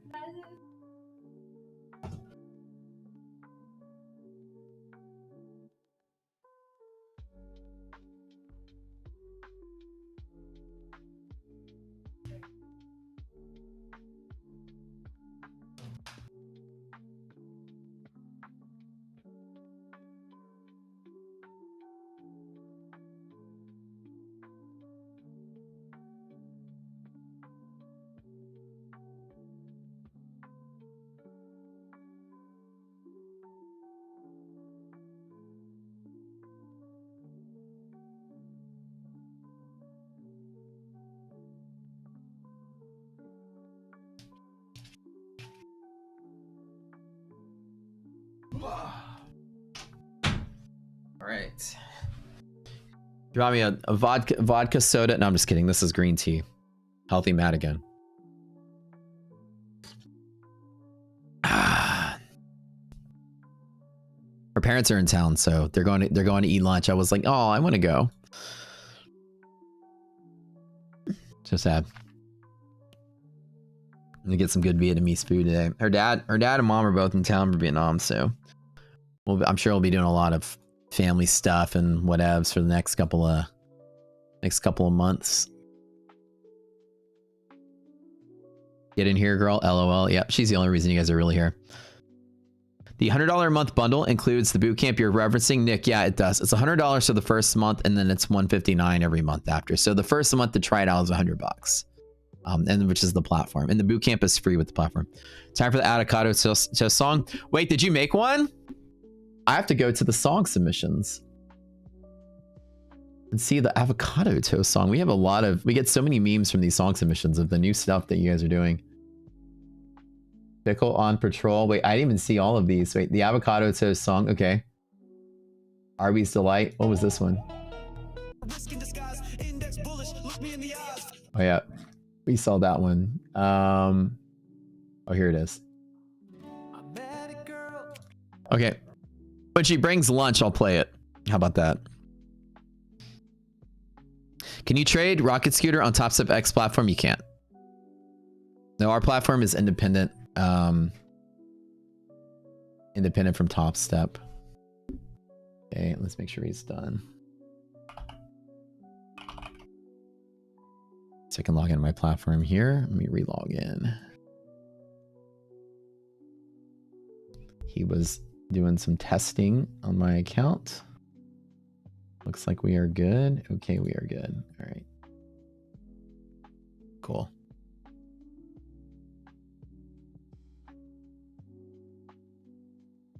We are back, baby. We are back. The only thing you can trade in our account is a live brokerage account. So you can connect your live brokerage FCM account via CQG, and you can connect our platform with it. The required data for platforms. So for equities data, which will power your liquidity maps, resilience, and DD and all that, is going to cost $9.99 a month. And for futures data, if you want futures candles, you'll have to connect your brokerage account to CQG. That's how we do it right now. And usually your broker charges $4 a month for your top book CME data. 4 to 14, somewhere in there. You're Vietnamese too, Mayma? Oh, cool. Awesome. Yeah, so iDoc was like, we're going to go get, she's like, I'm leaving for the afternoon. I'm like, oh, where are you going? She's like, well, I'm going to stay with my parents and say, hey, her dad just came into town last night at midnight.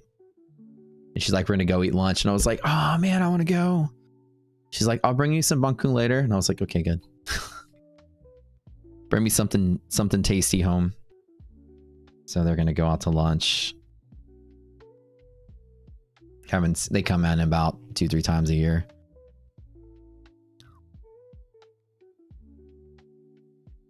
They live in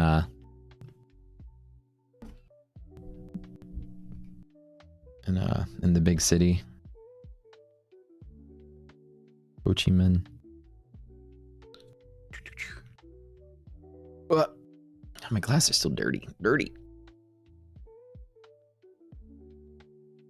All props use CME data, not prop manipulated data. I don't disagree with that.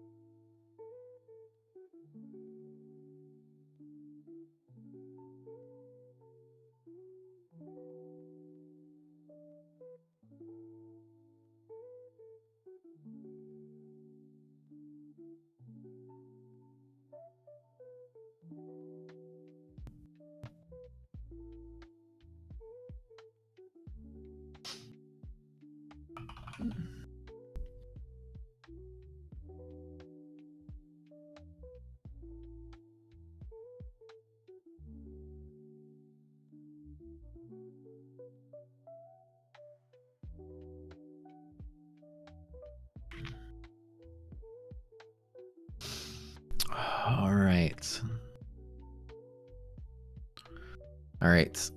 About to get my notary to come in here and verify my profits. My tax guy, I'm the IRS agent coming here. Verify that it's real. The delay is only about 2 seconds. If I were to ask you guys like type something in chat and then like I say type the word 1, 2, like watch, we'll do a test. Somebody type 1, 2, 3 in chat now.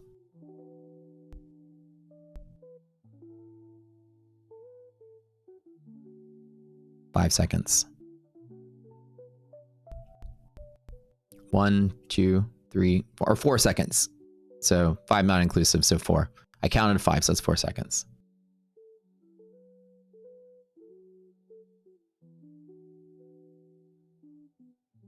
You weren't ready. Do over. 5 is a 4-second delay. Trump must have spoken, yeah, probably. Ryan, yeah, they live in Saigon, Ho Chi Minh, yeah. They live in a couple places. They actually have like they have this like 5-story house ranch thing that's like, it's got like 40 bedrooms in it. It's this huge thing. It's like a resort.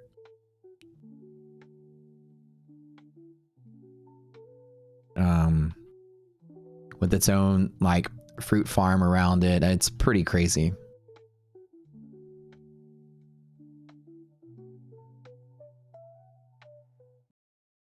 And so they have like this one complex that's all just bedrooms, almost like a hotel in a way.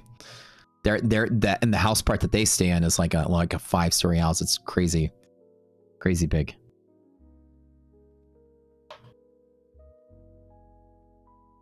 Yeah, like if we ever leave, if any of us leave, all of you guys will just go live on the complex. You have infinite amounts of durian you can eat. Wait, somebody was saying something earlier. Talking about Vietnamese food. Someone was chatting with me about it. Let me see. What were you saying? Hey, Ma says Vietnamese as well. You just made pho yesterday? May? No way. This is what I like. Like, I love, my whole thing is like, whenever she was, her aunt is also in town from France. Her aunt used to have a pho shop in France.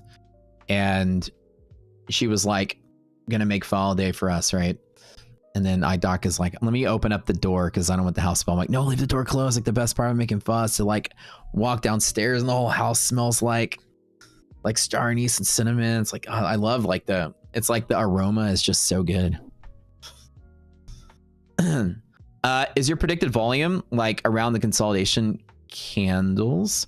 So the volume is based on calculations that we do, and the calculations are based on a whole bunch of different things. Actually, the goal of one of the things we do here is to exploit different protocols in the market to find volume. Hedge pressure, for instance, is based on options. The white lines are open and closed is based on the MOO and MOC open and closing protocol for market makers. DD bands are based on margin requirements, and a lot of the tools we have are utilizing different things that can cause volume in the market, whether it's mechanical or not. Hello. Hold on, wait. I have pants. Are you sure? It's okay. I have pants. Everybody was wondering if you were going to wear pants or not. I have pants. You have to meet some of my viewers that we were talking about Vietnamese food since you came in here. So May Ma was saying that she's like, hey, I'm Vietnamese too, and I made pho yesterday. So this is iDoc. Come say hi to everybody. Hi. Show them your awesome face. Hold on. There's a song that I'm going to play for you. Deadhead. Oh, look, somebody made you a song. They did. Hold on. Oops. Hold on. Have y'all met Pickle yet? Girl, her name's iDoc. She's got a smile that's quite a shock. But what really stole my heart away? Her avocado toast. Oh, what can I say? She mashes it smooth and seasons it right. Red pepper flakes makes it so the red pepper tight. flakes. A sprinkle of salt. T6 is awesome, dude. But if I take a bite, I lose track of time. Oh, I dock your toast royalty, green like my envy when you don't share with me. One little bite and I'm weak in the knees. That's cute. Is it love or just carbs? Honestly, please.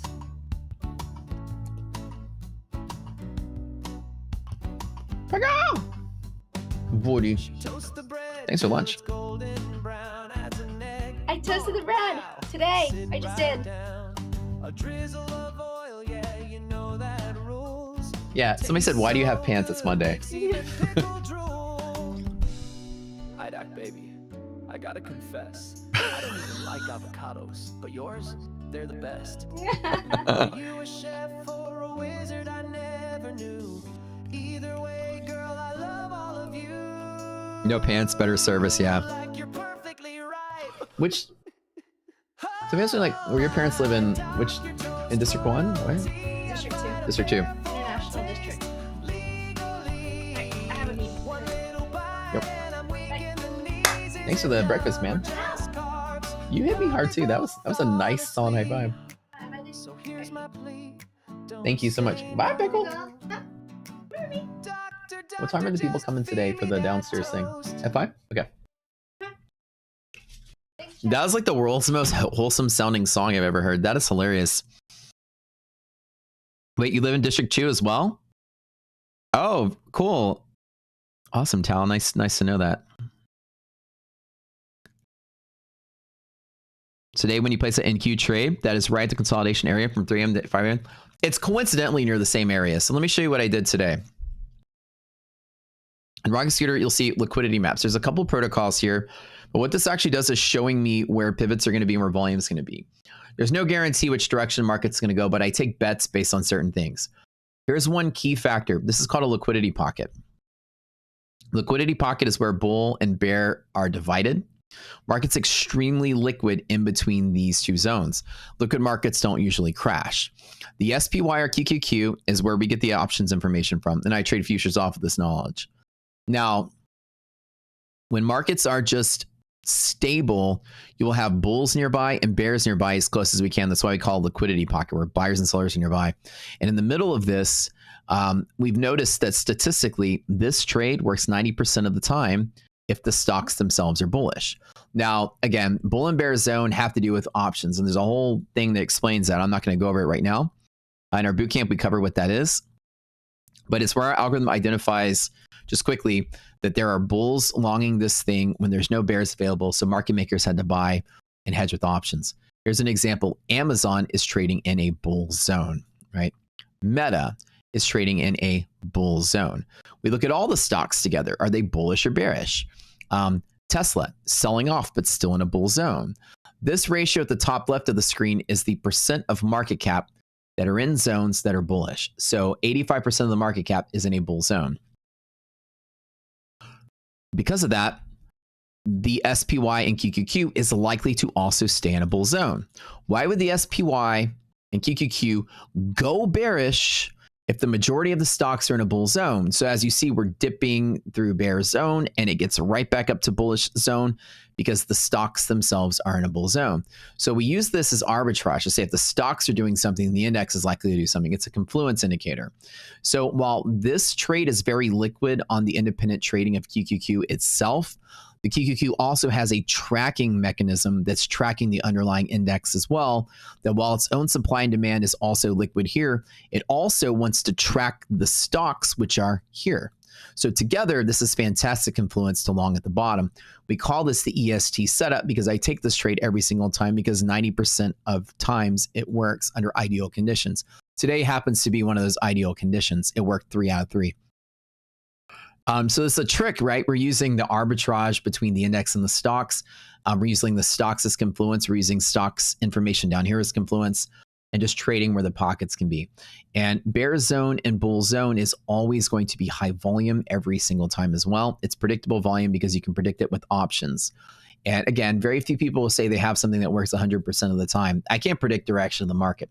Stock market is random, but with 100% certainty, every single time I can predict that volume will appear at a bull zone bottom or a bear zone top, or a liquidity pocket in general. Because hedging is the same no matter what. Here's the bear zone top volume. Here's the bull zone bottom, bear zone top volume. Liquidity pocket always creates volume when you push through it every time. And this is just the natural mechanism of hedging. And so we exploit that idea and essentially convert all these levels to futures, which is what you see here. And in futures, I've drawn the same zone right there. And zone to zone is extremely liquid. As markets are selling, you can just see somehow it's resisting some of that selling. Liquid markets usually don't crash without news. And so we bet on that, right? Now, it can crash. Sometimes it can, but I don't bet that it does. I take the liquidity pocket trade every single time. I even play a song that says every single time. Just to make, oh shit, I got to be on my funded TV. Woo! All right, everybody, hold on. Time to go to the outro. I'm going to be late. Hold on. Oh my goodness. I'm on another TV show in 2 minutes. I got to tell them I'm going to be late. Let me give you guys the link. Everybody go over here. I'll continue the education over there. Anyone who is using Shoot, I gotta let them know I'm late. Everybody go over here real quick. Sorry. I ran out of time. I know I'm fired here. Go here, type rockets in chat. Tell Tom you love him. Show him some love for you guys. Just jump in there and start screaming, Matt. But let me let them know I'm gonna be late. you count. Don't forget it. And again, Whoops.